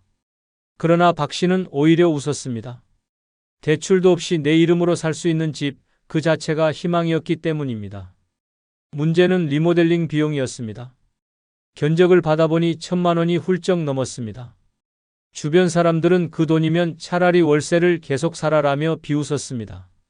하지만 박 씨는 포기하지 않았습니다. 저렴하게 공사할 방법을 찾아다니며 발품을 팔았습니다. 인건비가 덜 드는 지역 업체를 찾아 계약했고 중고자재를 활용해 비용을 절감했습니다. 벽지는 재고로 남은 것을 싸게 들여왔고 창호는 철거 현장에서 나온 물건을 다시 쓰기도 했습니다. 공사 기간은 길었지만 결국 절반 이하의 비용으로 집을 고쳤습니다. 낡은 폐가는 이제 작은 전원주택으로 변했고 박 씨는 생전 처음 내 집에서 산다는 안도감을 얻었습니다.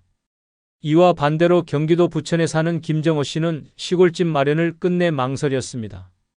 도시의 편리함을 이유로 월세방에 남았지만 연금만으로는 매달 빠져나가는 월세와 생활비를 감당하기 어려웠습니다. 집주인의 말 한마디에 쫓겨날 수 있다는 불안이 늘 목을 졸랐습니다. 결국 그는 말했습니다. 나는 평생 일했는데 내 집 하나 없이 늙었다. 집주인 눈치 보며 사는 게 제일 비참하다. 돈은 없어도 시골집을 택한 박 씨는 안정과 자유를 얻었고 선택을 미룬 김 씨는 불안 속에서 늙어갔습니다. 두 사람의 삶은 같은 출발선이었지만 결과는 완전히 달랐습니다. 여기서 중요한 건 지자체 지원 제도입니다. 많은 농촌 지역이 인구 감소로 고통받고 있어 빈집 리모델링 지원 사업을 운영합니다. 일정 금액을 보조해 주거나 수리비 일부를 지원해 주는 방식입니다. 귀농귀촌인을 대상으로는 이주비와 주택 수리비를 함께 지원하기도 합니다.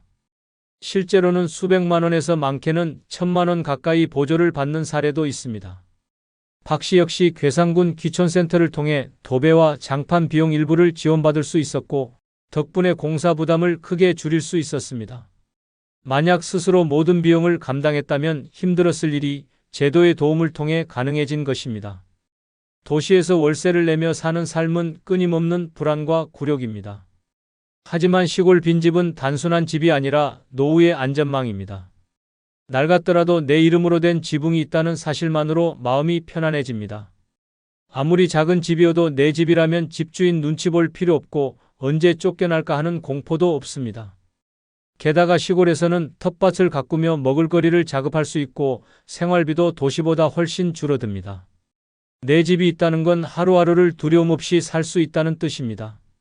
시골의 빈집은 남들이 보기에 쓰레기일지 몰라도 누군가에게는 인생을 지켜주는 마지막 방패가 됩니다.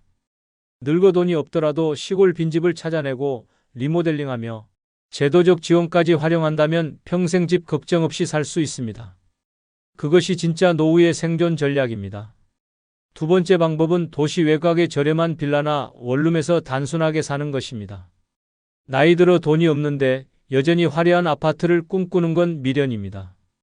집은 뽐내기 위한 것이 아니라 늙어 마음 편히 쉴 수 있는 보금자리여야 합니다. 도시 중심에서 비싼 월세와 관리비에 허덕이는 순간 노후는 이미 지옥으로 떨어집니다. 하지만 조금만 눈을 돌리면 도시 외곽에는 의외로 저렴한 빌라와 원룸이 많습니다.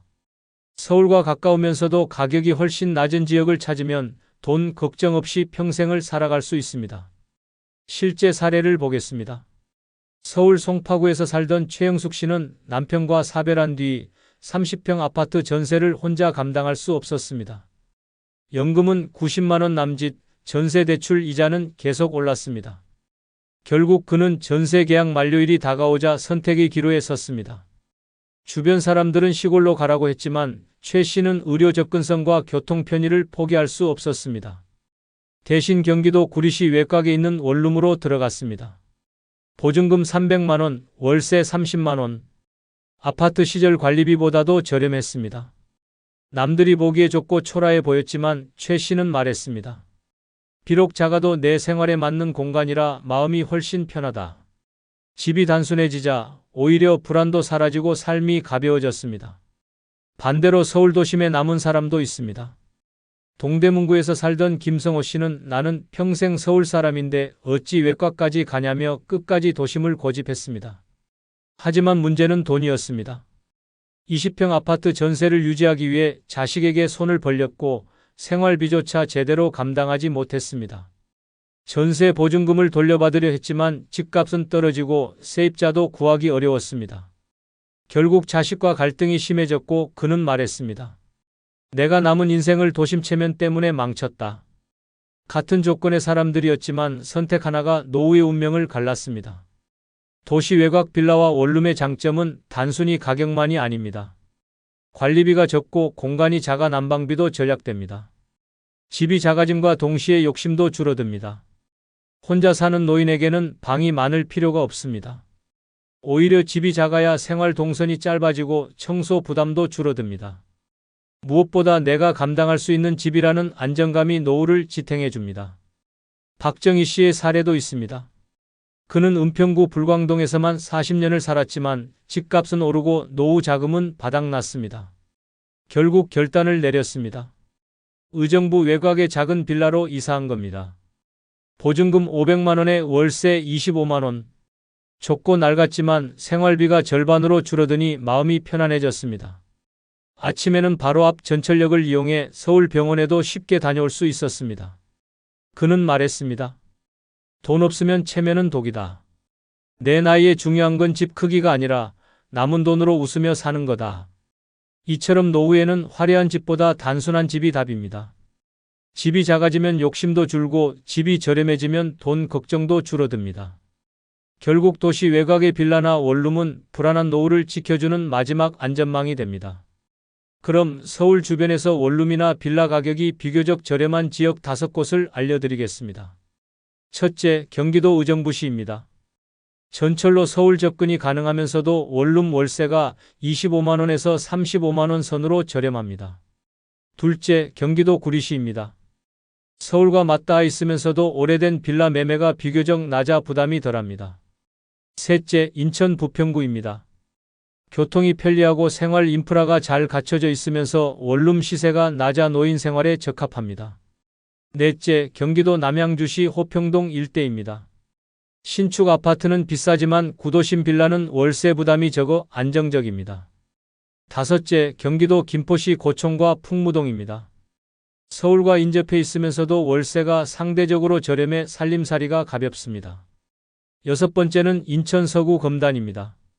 신도시가 개발되며 교통이 좋아지고 있지만 오래된 빌라와 원룸은 여전히 저렴해 월세 부담이 적습니다. 일곱 번째는 경기 시흥시 정왕동입니다. 산업단지와 인접해 임대 수요는 많지만 오래된 주택은 상대적으로 저렴해 노후 생활비 절감에 유리합니다. 여덟 번째는 경기 부천시 소사본동입니다. 서울과 가깝지만 낡은 빌라와 원룸이 많아 시세가 낮고 생활 인프라도 풍부해 안정적인 생활이 가능합니다. 집은 체면이 아니라 생존의 무기입니다. 도심의 집착을 버리고 외곽의 작은 집을 선택하는 순간 불안은 사라지고 자유가 찾아옵니다. 늙어 돈이 없다면 가장 현명한 길은 바로 이 단순한 집으로 옮겨가는 것입니다. 세 번째 방법은 생활비가 싼 해외로 나가 은퇴 생활을 하는 것입니다. 듣기만 해도 충격적으로 들릴 수 있습니다. 나이 들어 해외라니 무모하다고 생각할 수 있습니다. 하지만 돈 없고 집 걱정에 떠는 노년에게 해외는 오히려 탈출구가 됩니다. 한국에서 월세방에 눌려 살며 하루 삼시세끼 걱정하는 것보다 물가가 싼 나라에서 여유있게 살아가는 것이 훨씬 인간답습니다. 물론 늙었지만 아직 체력이 있을 때 가능하다는 점은 반드시 기억해야 합니다. 몸이 약해지고 거동이 힘들어지면 해외 생활은 결코 쉽지 않습니다. 서울 관악구에 살던 정혜순 씨는 남편이 세상을 떠난 뒤 매달 90만 원 연금으로 살았습니다. 하지만 월세와 관리비, 병원비의 생활은 늘 바닥이었습니다. 손주들 생일에도 봉투 하나 제대로 못 챙겨 눈물만 삼켰습니다. 그러다 우연히 태국 치앙마이에서 사는 한국인 은퇴자들의 이야기를 듣게 되었습니다. 월세 25만 원, 한 달 생활비 70만 원으로 충분히 살 수 있다는 말은 충격이었습니다. 결국 정 씨는 결단했습니다. 치앙마이로 이주한 뒤 그의 삶은 완전히 달라졌습니다. 아침마다 노천 카페에서 커피를 마셨고 값싼 마사지를 받으며 아픈 허리를 달랬습니다. 한 달에 한두 번은 근교 여행도 다녔습니다. 그는 말했습니다. 한국에선 연금으로 숨만 쉬었는데 여기선 비로소 살고 있다. 또 다른 사례도 있습니다. 대전에서 살던 김영희 씨는 자식들 눈치 보지 않고 스스로 삶을 꾸리고 싶었습니다. 결국 베트남 후예로 떠났습니다. 월세는 20만 원, 하루 3끼를 현지 음식으로 해결하면 5천 원이면 충분했습니다. 자전거를 타고 다니며 강변을 산책했고 한 달 생활비가 70만 원을 넘지 않았습니다. 그는 웃으며 말했습니다. 한국에서는 연금으로 눈치만 봤는데 여기서는 작은 왕처럼 산다. 해외 은퇴 생활은 분명 장점이 있습니다. 월세는 한국의 절반 이하, 식비는 한국의 3분의 1 수준입니다. 태국, 베트남, 캄보디아 같은 동남아시아는 기후도 따뜻해 난방비가 거의 들지 않습니다. 현지인처럼 생활하면 연금 100만 원으로도 넉넉히 살 수 있습니다. 하지만 단점도 있습니다. 언어 장벽, 의료 접근성, 치안 문제는 반드시 고려해야 합니다. 특히 몸이 약해지면 의사와 대화조차 힘들어집니다. 그래서 늙었지만 아직 건강하고 체력이 있을 때만 가능한 선택입니다. 해외 은퇴지로 주로 꼽히는 곳은 태국 치앙마이, 베트남 다낭, 푸우국, 말레이시아, 조호르바루, 라오스의 비엔티안 같은 도시들입니다. 이곳들은 생활비가 저렴하고 한인 커뮤니티가 있어 적응이 빠릅니다. 하지만 이주 전 반드시 장단점을 따져야 합니다. 무엇보다 귀국 비용을 확보해 두는 게 중요합니다. 혹시라도 병이나 사건 사고가 생기면 언제든 한국으로 돌아올 수 있어야 하기 때문입니다. 해외 생활에서 가장 두려운 건 건강 문제입니다. 1년에 한두 번 귀국해 건강검진을 받고 필요한 치료는 한국에서 진행하는 것이 가장 안전합니다. 또 해외에 오래 머물 계획이라면 국제건강보험이나 여행자 보험을 가입해 응급 상황에 대비해야 합니다. 늙어 돈이 없을 때, 체력이 남아있을 때 철저히 준비해서 떠난다면 해외는 두려움이 아니라 새로운 기회가 될 수 있습니다. 네 번째 방법은 정부 지원 임대아파트를 활용하는 것입니다. 노년에 가장 무서운 건 병이 아니라 집 걱정입니다. 언제 집주인이 나가라고 할지 몰라 불안에 떨고 월세를 내기 위해 손주 용돈조차 줄 수 없는 현실이 노인을 옥죄입니다. 그런데도 많은 이들이 정부 임대아파트 제도를 외면하거나 자신과 상관없는 일이라 치부합니다. 그러나 이 제도를 제대로 알면 늙어도 집 걱정 없이 평생 살아갈 수 있습니다. 서울 마포구에 살던 김순자 씨는 남편이 세상을 떠난 뒤 원룸에서 혼자 살았습니다. 연금 80만 원으로는 턱없이 부족했습니다. 월세만 40만 원, 관리비와 전기세, 약값까지 내고 나면 한 달 내내 쫄쫄 굶는 수준이었습니다. 결국 김 씨는 자식들에게 손을 벌렸고 자식들은 엄마, 우리도 사정이 빠듯하다라며 고개를 저었습니다. 그때 김 씨가 알게 된 게 바로 영구 임대 아파트였습니다. 보증금은 100만 원 남짓, 월 임대료는 10만 원대. 그동안 불안에 시달리던 삶이 단숨에 바뀌었습니다. 좁지만 안전했고 관리사무소에서 늘 돌봐주니 마음마저 든든했습니다. 김 씨는 말했습니다. 내 인생에서 가장 큰 복권은 바로 정부 임대아파트 당첨이었다. 반대로 이 제도를 무시한 사람도 있었습니다. 경기도 안양에 살던 박성호 씨는 체면을 이유로 임대아파트 신청을 꺼렸습니다. 나는 평생 일했는데 임대아파트에 들어가면 창피하다라는 허세가 발목을 잡았습니다. 하지만 현실은 냉혹했습니다. 전세 보증금은 빠르게 올랐고 재계약을 앞두고 집주인은 보증금 3천만 원 더 올려라고 통보했습니다. 당장 돈을 마련할 길이 없던 박 씨는 쫓겨나듯 반지하로 들어갔습니다. 곰팡이 냄새가 가득한 방에서 장마철이면 물이 스며드는 벽을 붙잡고 한숨 쉬었습니다. 결국 체면 하나 지키려다 건강과 삶의 질 모두 무너져 내렸습니다. 정부 지원 임대아파트는 종류가 다양합니다. 대표적으로 영구임대, 국민임대, 행복주택, 공공임대가 있습니다. 영구임대는 기초생활수급자나 저소득층 노인에게 제공됩니다. 보증금은 100만 원에서 200만 원대, 월 임대료는 10만 원대에 불과합니다. 국민임대는 소득이 조금 있는 서민층도 신청 가능하며 보증금과 임대료가 상대적으로 높지만 여전히 시세보다 훨씬 저렴합니다. 행복주택은 청년 신혼부부 위주지만 일부 지역은 노인도 신청이 가능합니다. 공공임대는 일정 기간 거주 후 분양 전환 기회가 주어지기도 합니다. 입주 조건은 소득과 자산 기준을 충족해야 합니다. 예를 들어 영구임대는 가구 소득이 중위소득의 50% 이하, 무주택 세대여야 합니다. 국민임대는 무주택자이면서 소득이 도시근로자, 월 평균 소득의 70% 이하인 경우 가능합니다. 노인의 경우 단독세대주여도 인정되는 경우가 많아 기회가 넓습니다. 당첨 확률을 높이려면 경쟁이 치열한 서울 도심보다는 외곽이나 수도권, 지방 도시를 노려야 합니다. 실제로 서울 강남이나 마포, 용산 같은 인기 지역은 경쟁률이 수십 대 1을 넘습니다. 그러나 인천 서구, 경기 시흥, 충북 청주, 전북 익산 같은 지역은 상대적으로 낮아 당첨 확률이 높습니다. 또한 예비 입주자 모집에 지원하는 것도 좋은 방법입니다. 한 번 떨어졌다고 끝이 아니라 순번이 돌아오면 입주 기회가 생깁니다. 당첨 방법은 간단합니다. LH 한국토지주택공사나 SH 서울주택도시개발공사 홈페이지에서 공고를 확인하고 신청하면 됩니다. 온라인 신청이 어렵다면 주민센터나 LH 지사에 직접 방문해도 됩니다. 중요한 건 모집 시기를 놓치지 않는 것입니다. 연중 수시로 진행되지만 보통 분기별로 집중 모집이 있으므로 공고를 꾸준히 살펴야 합니다. 신청 후에는 소득, 자산 증빙을 제출하고 추첨이나 순위 심사를 거쳐 당첨자가 발표됩니다. 작은 월세에도 허덕이는 삶보다 안정적인 임대아파트에서 당당하게 사는 것이 훨씬 현명합니다. 실제로 임대아파트 단지는 노인 복지 프로그램이나 편의시설이 잘 갖춰져 있어 반대로 더 안전하고 편리한 생활이 가능합니다. 정부 지원 임대아파트는 돈이 없어도 나이 들어도 누구나 평생 집 걱정 없이 살 수 있는 길입니다. 체면은 배고픔을 막아주지 않습니다. 남의 집살이에서 불안에 떠는 것보다 작은 정부, 임대아파트에서 당당하게 사는 것이 진짜 노후의 생존 전략입니다. 5번째 방법은 지방 소도시로 내려가 생활비를 줄이는 것입니다. 도시는 화려합니다. 그러나 그 화려함은 노인에게 독입니다. 월세는 천정부지, 관리비는 한겨울 난방비만으로도 연금을 다 갉아먹습니다.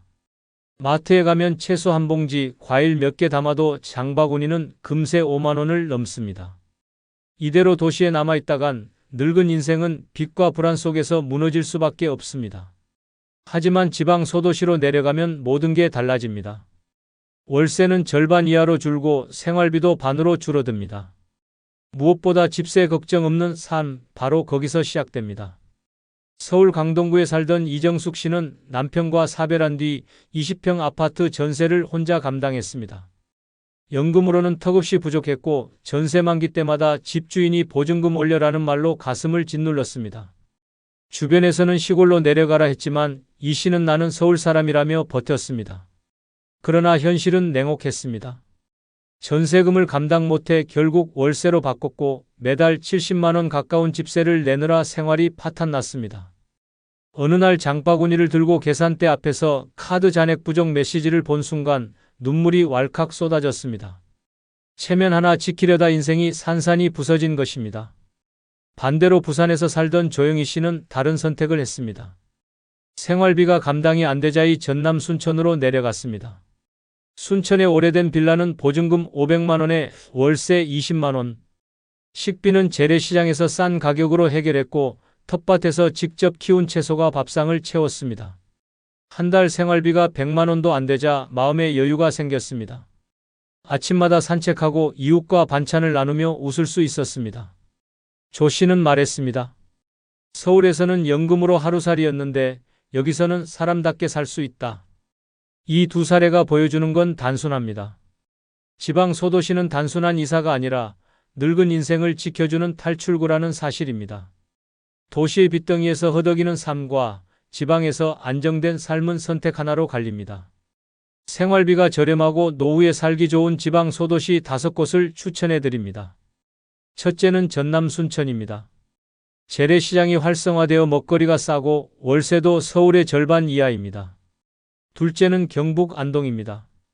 전통문화도시라 정착 지원이 많고 물가가 안정적입니다. 셋째는 충북 제천입니다. 아파트 전세가 저렴하고 의료 인프라도 갖춰져 있어 노후 생활에 유리합니다. 넷째는 전북 익산입니다. 집값이 낮아 적은 돈으로도 안정적인 보금자리를 마련할 수 있습니다. 5번째는 강원 원주입니다. 서울 접근성이 좋으면서도 생활비가 크게 낮아 노인들에게 인기가 많습니다. 6번째는 경북 포항입니다. 바다와 인접해 있어 먹거리가 풍부하고 주거비용이 낮아 생활비 부담이 적습니다. 7번째는 충남 공주입니다. 역사문화도시로 물가가 안정적이며 교통이 편리해 서울, 대전 접근이 좋습니다. 8번째는 전남 목포입니다. 해산물이 저렴하고 생활 인프라도 잘 갖춰져 있어 노인 생활에 안성맞춤입니다. 9번째는 전북 군산입니다. 집값과 월세가 낮고 의료시설도 잘 갖춰져 있어 안정적인 생활이 가능합니다. 10번째는 경남 통영입니다. 바다를 끼고 있는 도시로 자연환경이 쾌적하고 생활비가 수도권 대비 크게 저렴합니다. 남의 집살이에서 불안에 떠는 대신 내 손에 맞는 소박한 집에서 당당히 살아가는 것. 그것이 돈 없는 노년이 집 걱정 없이 살 수 있는 가장 현실적인 길입니다. 여러분, 오늘은 바로 시작하겠습니다. 늙어 가장 쓸모없는 게 형제 자매인 첫 번째 이유는 내 기쁨엔 침묵하고 불행엔 냉소했기 때문입니다. 평생을 함께 자라온 피부치라고 믿었던 사람들이 정작 내가 잘 될 때는 입을 꾹 다물고 내가 무너질 때는 냉소를 흘리며 뒤에서 수군거립니다. 내가 손주를 얻어 환하게 웃을 때도 축하 전화 한 통 걸지 않고 오히려 저 집은 돈 많으니 애도 잘 낳고 사내라며 뒷말을 보탭니다. 내가 병원에 입원했을 때는 평생 그렇게 살더니 결국 꼴이 저렇지라며 은근한 비웃음을 합니다. 이보다 더 잔혹한 배신이 어디 있습니까? 남보다 더 가까운 사람이라 믿었던 형제 자매가 남보다 더 차갑게 내 인생을 깎아내릴 때 그 순간 깨닫습니다. 피는 물보다 진하다는 말은 착각이었고 가장 쓸모없는 인연은 결국 형제 자매라는 잔혹한 진실입니다. 젊을 땐 몰랐습니다. 부모라는 울타리 속에서 명절이면 모여 밥 먹고 웃던 그 시간이 영원할 줄 알았습니다. 그러나 부모가 떠나고 각자 가정과 이해관계가 생기면서 형제 자매는 더 이상 가족이 아니라 경쟁자가 됩니다. 내가 집을 사면 질투하고 내가 직장에서 승진하면 뒤에서 폄하합니다. 반대로 내가 실패하면 손을 잡아주기는커녕 그러게 누가 그렇게 하랬냐는 말로 가슴에 못을 박습니다. 기쁨에는 묵묵부답, 불행에는 비아냥. 이 이상 쓸모없는 존재가 어디 있습니까? 노년에 기대야 할 가족이라 믿었던 형제 자매가 결국은 내 기쁨을 함께하지 않고 내 불행을 즐기며 살아갑니다. 이 사실을 깨달을 때 사람은 비로소 독하게 홀로 서는 법을 배우게 됩니다. 실제 사례 하나를 보겠습니다. 경기도 성남에 사는 이정아 씨는 평생 장사를 하며 자식들을 대학까지 보냈습니다. 늦은 나이에 손주가 태어났을 때 세상 그 무엇보다 기쁘고 행복했습니다. 친정 형제들에게 전화를 걸어 소식을 전했지만 돌아온 반응은 싸늘했습니다. 그 나이에 무슨 손주 자랑이냐, 요즘 누가 그런 걸 대단하다 하냐는 냉소뿐이었습니다. 정작 동네 친구들은 축하한다며 꽃다발을 들고 찾아왔는데 형제들은 단 한 명도 얼굴을 비추지 않았습니다. 그러나 몇 년 뒤 그녀가 남편 빚보증 문제로 집을 잃고 고생한다는 소식이 퍼지자 형제들은 모여 앉아 그녀의 과거를 들추며 손가락질했습니다. 괜히 잘난 척하더니 꼴 좋다. 정아 씨는 그때 비로소 피부치라는 이름이 얼마나 공허한지 절절히 깨달았습니다. 또 다른 사례는 전라북도 군산에 사는 박태수 씨의 이야기입니다. 젊을 땐 작은 회사의 대표로 잘 나갔습니다. 사업이 잘 될 때는 형제들이 침묵했습니다. 아무도 찾아오지 않았고 누구도 함께 기뻐해주지 않았습니다. 그러나 IMF 때 회사가 부도나고 그는 하루아침에 빈털터리가 되었습니다. 그때 형제들은 기다렸다는 듯 달려들었습니다. 내가 그렇게 허세 부리더니 결국 이 꼴이냐라며 모욕을 주었고 심지어 부모에게까지 저런 아들 둔 게 불행이라며 말했습니다. 도움은커녕 그의 집안은 더욱 고립되었습니다. 하지만 시간이 흘러 그는 다시 일어나 작은 가게를 운영하며 삶을 회복했습니다. 그제야 형제들이 다시 나타나 예전 일은 잊자고 말했지만 이미 가슴에 남은 상처는 지워지지 않았습니다. 태수 씨는 술잔을 기울이며 말했습니다. 내 인생의 가장 큰 적은 남이 아니라 형제였다. 이 두 사례는 하나의 교훈을 말해줍니다. 내 기쁨에 침묵하고 내 불행에 냉소하는 형제 자매는 결국 나를 갉아먹는 독입니다. 노년에 진짜 힘이 되는 건 혈육이 아니라 나의 슬픔에 눈물 흘려주고 나의 기쁨에 웃어주는 단 한 사람의 진심입니다. 늙어 가장 쓸모없는 게 형제 자매인 두 번째 이유는 명절에도 먼저 연락 한 번 없는 사람이기 때문입니다. 피를 나눈 가족이라 믿고 평생 같은 밥상에서 자라왔던 형제들이 세월이 흐르자 남보다 더 냉정한 타인이 되어버렸습니다. 추석이든 설이든 전화기 벨소리가 울리길 기다리지만 정적만 흐릅니다. 카톡 하나, 문자 한 줄조차 오지 않습니다. 그래, 바쁘겠지라며 스스로 위로하지만 마음속엔 피멍이 듭니다. 세상 누구도 아닌 형제 자매가 부모 제사조차 서로 떠밀고 결국 모르는 사람처럼 살아갑니다.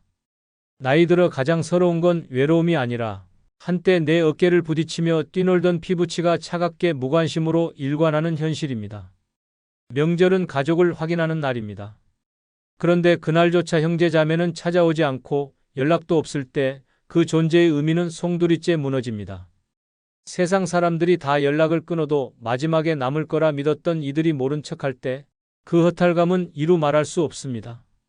차라리 남이었다면 기대도 안 했을 텐데 혈육이기의 배신감은 곱절로 깊습니다.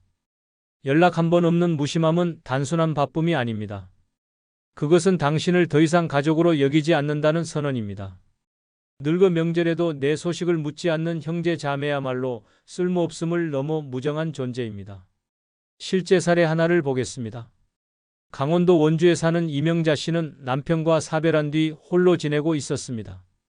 해마다 명절이면 전부치고 나물 다듬으며 가족을 기다렸습니다. 그러나 형제들은 전화 한 통 없었습니다. 명절 당일 아침 텔레비전 속 웃음 가득한 가족들의 모습을 보며 그녀는 휴대폰을 붙잡고 있었습니다. 하지만 벨소리는 울리지 않았습니다. 결국 혼자 식탁에 앉아 식혜를 마시며 눈물을 흘렸습니다. 명절마다 반복된 침묵은 그녀의 마음을 서서히 갉아먹었습니다. 어느 해에는 직접 전화를 걸어보았지만 돌아온 대답은 아이고, 누나, 요즘 힘들어서 못 내려가라는 무심한 말뿐이었습니다. 결국 명자 씨는 명절을 기다리지 않는 법을 배웠습니다. 피부치들이 먼저 연락조차 하지 않는 현실을 받아들이고 동네 경로당에서 지인들과 함께 밥을 나누며 마음을 달랬습니다. 그녀는 씁쓸하게 말했습니다. 가족은 핏줄이 아니라 명절날 문 열고 들어와주는 사람이더라. 또 다른 사례는 충남 천안의 김성호 씨 이야기입니다. 젊었을 땐 누구보다 활발했고 집안의 맏형으로 명절마다 가족을 챙겼습니다. 그러나 나이가 들어 건강이 약해지고 형편이 기울자 형제들은 연락을 끊듯 사라졌습니다. 설날 아침 그는 휴대폰을 들여다보다가 결국 벽에 던져버렸습니다. 기대조차 사치였습니다. 형제들은 아무도 먼저 전화하지 않았고 오히려 그가 잘 지내냐고 연락을 하면 짧게 응하고 끝냈습니다. 명절에 함께 밥을 먹던 기억은 사라졌고 남은 건 차가운 무관심뿐이었습니다. 김 씨는 술잔을 기울이며 이렇게 말했습니다. 세상에서 제일 쓸데없는 건 명절에도 연락 한 번 없는 형제더라. 남보다 못하다. 결국 그는 더 이상 기다리지 않기로 했습니다. 대신 이웃들과 고기 굽고 막걸리를 나누며 명절을 보냈습니다. 피부치의 자리는 이웃이 대신했고 그제야 비로소 웃을 수 있었습니다. 이 두 사례는 노년의 뼈아픈 진실을 보여줍니다. 명절은 가족의 얼굴을 확인하는 날이지만 연락 한 번 없는 형제 자매는 결국 남보다 더 쓸모없는 존재로 전락합니다. 늙어 외로운 순간 당신을 지켜주는 건 혈육이 아니라 손 내밀어주는 한 사람의 진심입니다. 늙어 가장 쓸모없는 게 형제 자매인 세 번째 이유는 남이라면 하지 않을 말까지 쉽게 뱉기 때문입니다. 피부치라는 이유 하나로 그들은 선을 넘는 말들을 거리낌 없이 내던집니다. 남이었으면 차마 하지 않았을 말, 듣는 순간 가슴을 갈기갈기 찢어놓는 말들을 아무렇지 않게 내뱉습니다. 너는 평생 제대로 하는 게 없더라. 내 자식은 왜 그렇게 못났냐? 네가 못나서 부모 고생시킨 거 아니냐? 이런 말들이 술자리 농담처럼 오고 가지만 듣는 사람은 속이 시커멓게 타들어갑니다. 특히 늙어 힘이 빠진 노년에는 이런 말 한마디가 돌덩이처럼 가슴을 짓눌러 버립니다. 세상 누구보다 아프게 상처 주는 건 남이 아니라 형제 자매입니다. 형제 자매는 가까웠던 만큼 더 잔인합니다. 남은 체면 차려가며 조심하지만 형제 자매는 오히려 가족이니까 괜찮다는 핑계로 칼날 같은 말들을 뱉습니다. 그러나 그 말들은 오히려 가족이기에 더 깊이 파고듭니다. 평생 잊히지 않는 흉터가 됩니다. 남 같으면 상종도 안 했을 모욕을 형제 자매라는 이유로 참으며 들어야 했던 수많은 순간들. 그것이 쌓이고 쌓여 노년에 이르면 차라리 남이었으면 좋았을 사람이 바로 형제 자매가 됩니다. 남이라면 모른 척 지나갔을 일에 기어이 상처 주는 말을 던지고 굳이 들쳐 아프게 만듭니다. 늙어 힘든 건 외로움이 아니라 가장 가까운 사람에게서 날아오는 독한 말입니다. 실제 사례 하나를 보겠습니다. 전북 전주에 사는 김순덕 씨는 젊어서는 부모와 형제들을 위해 뒷바라지를 마다하지 않았습니다. 그러나 남편이 세상을 떠나고 혼자가 되자 형제들의 태도는 돌변했습니다. 명절날 모인 자리에서 동생은 대놓고 말했습니다. 언니는 평생 남편 복도 못 받고 자식도 시원찮고 사는 게 왜 그렇게 꼬였냐? 순간 주변은 웃음이 터졌지만 정작 당사자는 얼굴이 굳어졌습니다. 농담이라 치부하기엔 너무 잔인한 말이었습니다. 그날 이후 순덕 씨는 명절이 두려워졌습니다. 집안 식구들 앞에서 놀림거리가 되는 현실, 남이라면 결코 하지 않았을 모욕을 피부치에게서 들어야 하는 모순. 결국 그녀는 명절을 외면하기 시작했습니다. 차라리 혼자가 편하다는 말은 그런 상처 끝에서 나온 절규였습니다. 또 다른 사례는 서울 강동구의 장석호 씨 이야기입니다. 사업 실패 후 빚에 시달리던 그는 친형에게 도움을 청했습니다. 그러나 돌아온 대답은 내가 평생 어세 부리더니 이제 꼴이 그거냐. 남의 집구석 욕할 땐 잘하더니 내 인생은 왜 이 모양이냐는 비아냥이었습니다. 도움은커녕 모욕만 들은 그는 결국 형제와의 관계를 끊었습니다. 남 같으면 최소한 위로의 말이라도 건넸을 상황에서 형제는 오히려 상처를 들추며 밟아버렸습니다. 몇 년 뒤 장 씨는 작은 가게를 열고 다시 일어서게 되었지만 형제와는 2번 다시 만나지 않았습니다. 그는 술잔을 기울이며 말했습니다. 세상에 형제가 더 무서운 이유는 남이 모르는 내 상처를 들쳐 말로 찌르기 때문이다. 이 두 사례가 보여주듯 형제자매는 가까움이라는 이름으로 선을 넘고 남보다 더 잔인한 말을 아무렇지 않게 내던집니다. 늙어 가장 쓸모없는 존재가 형제자매인 이유는 바로 여기 있습니다. 내 인생의 가장 깊은 상처를 알면서도 그 상처를 찌르는 독한 말로 남긴 상흔은 죽을 때까지 사라지지 않습니다. 늙어 가장 쓸모없는 게 형제자매인 네 번째 이유는 돈 앞에서는 피도 눈물도 없기 때문입니다. 어릴 적에는 같은 이불 덮고 잠을 자고 같은 밥상에서 숟가락을 부딪히며 자랐던 사람들이 돈이 끼어드는 순간 돌연 칼날 같은 얼굴로 변합니다. 부모의 유산이든 병원비든 단돈 몇만 원이든 돈 문제 앞에서는 형제자매가 가장 먼저 적이 됩니다. 평생을 함께했던 정은 사라지고 눈빛은 계산으로 바뀌며 말투는 도끼로 번집니다. 내가 더 가져갔다. 내가 덜 냈다. 우리 몫을 빼앗았다. 이런 말이 오가는 순간 혈육은 사라지고 남보다 더 치졸한 원수로 변합니다. 남보다 더 깊이 알고 있는 만큼 더 집요하게 파고들고 더 악랄하게 뜯어먹습니다. 피보다 진하다던 말은 돈 앞에서 산산이 부서지고 눈물로 이어진 가족은 돈 한 장에 갈라집니다. 노년에 들어 더 뼈아픈 건 건강과 생활비가 줄어드는 시기라 돈의 무게가 훨씬 더 크다는 점입니다. 그래서 형제자매의 본색은 더욱 잔혹하게 드러납니다. 병원비를 나누자 하면 서로 모른 척 외면하고 부모 제사 비용을 나누자 하면 나는 힘들다는 말만 남깁니다. 그러나 유산 이야기가 나오면 눈빛부터 번뜩입니다. 살아생전 부모에게 효도 한 번 하지 않았던 자가 마지막 순간엔 가장 큰 소리로 몫을 요구합니다. 이처럼 돈은 형제자매의 민낯을 드러내는 잔혹한 거울입니다. 늙어 가장 쓸모없는 존재가 형제자매인 이유는 바로 여기에 있습니다.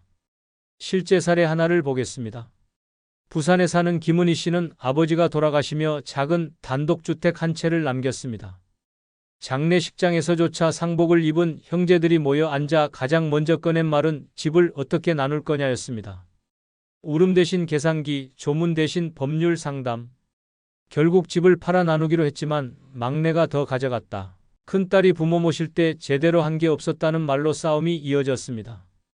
은희 씨는 부모 사진 앞에서 무릎 꿇고 울부짖었습니다.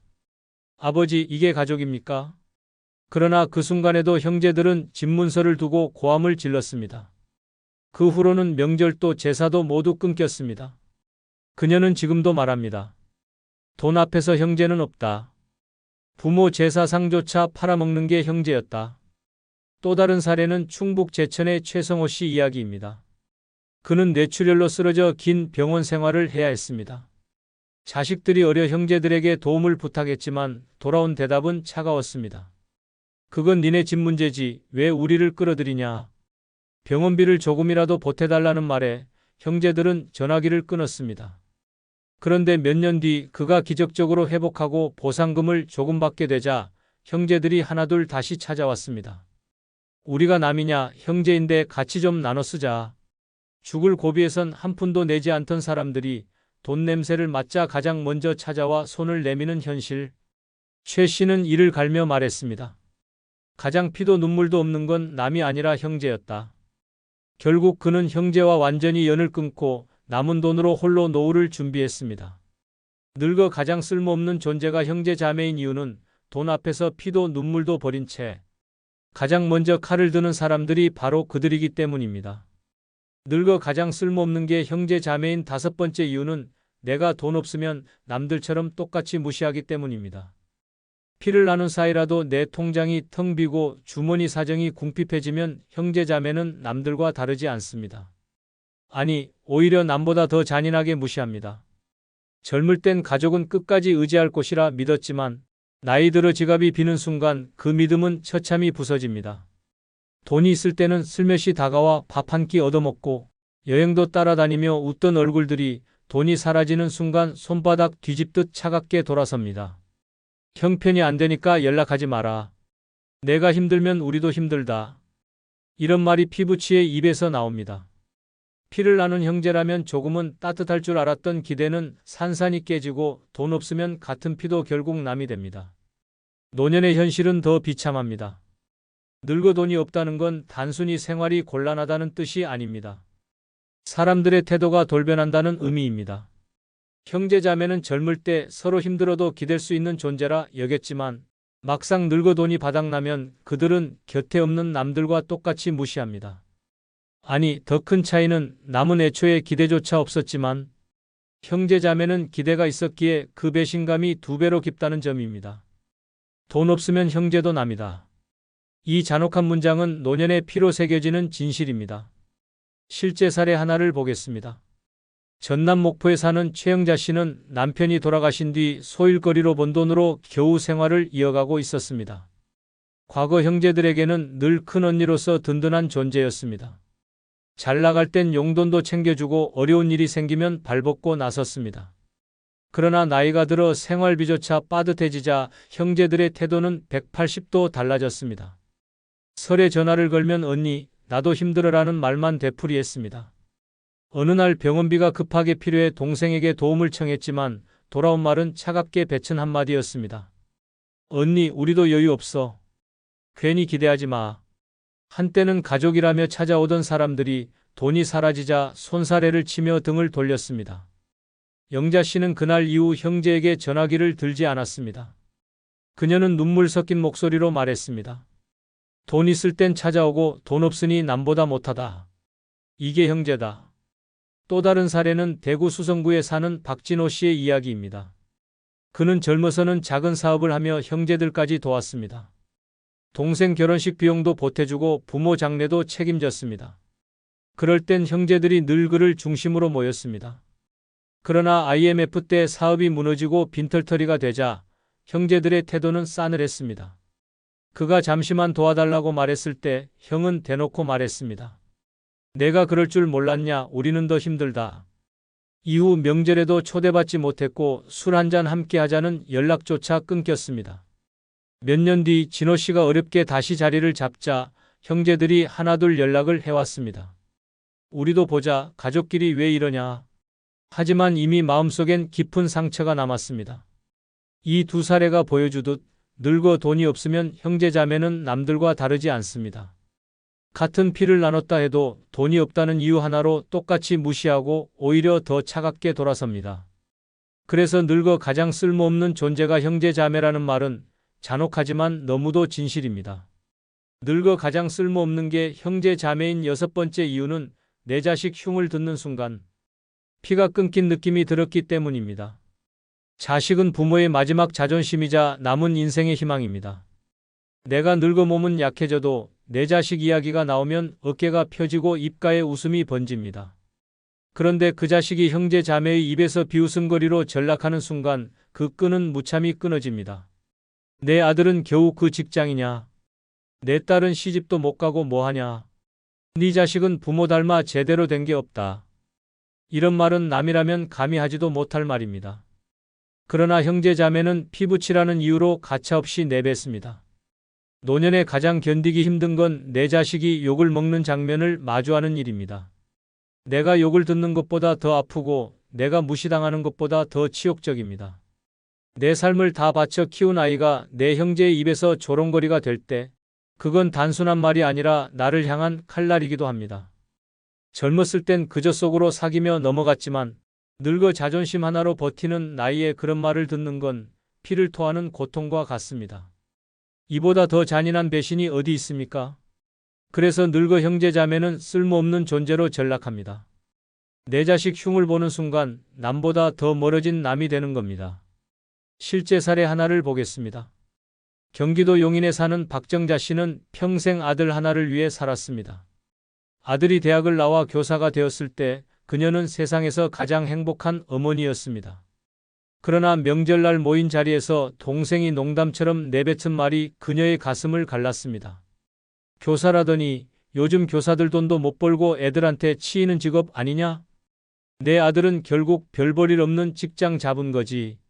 그 자리에 있던 다른 형제들마저 웃으며 맞장구 쳤습니다. 정자 씨는 그 웃음소리가 비수처럼 가슴을 찔렀습니다. 평생 자랑스러워하던 아들이 한순간 형제들의 농담거리가 된 것입니다. 집으로 돌아온 그녀는 아들을 바라보며 눈물이 났습니다. 그날 이후 그녀는 형제들과 거리를 두었습니다. 그녀는 씁쓸히 말했습니다. 남이야 뭐라 해도 괜찮다. 하지만 내 형제들 입에서 내 자식 욕이 나오자 그 순간 피가 다 끊어지는 기분이었다. 또 다른 사례는 충남 아산에 사는 이태호 씨의 이야기입니다. 그는 딸을 대학원까지 공부시켰지만 딸이 결혼하지 않고 혼자 연구원으로 일하며 살아가자 형제들이 이를 두고 비아냥을 퍼부었습니다.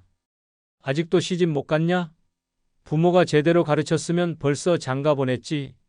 딸 하나 키워봤자 결국 부모 책임 아니냐. 이런 말을 명절 밥상 앞에서 쏟아냈습니다. 태호 씨는 얼굴이 붉어졌고 손이 떨렸습니다. 자신을 향한 모욕보다 딸을 향한 조롱이 훨씬 더 견디기 어려웠습니다. 그는 술잔을 내려놓고 말했습니다.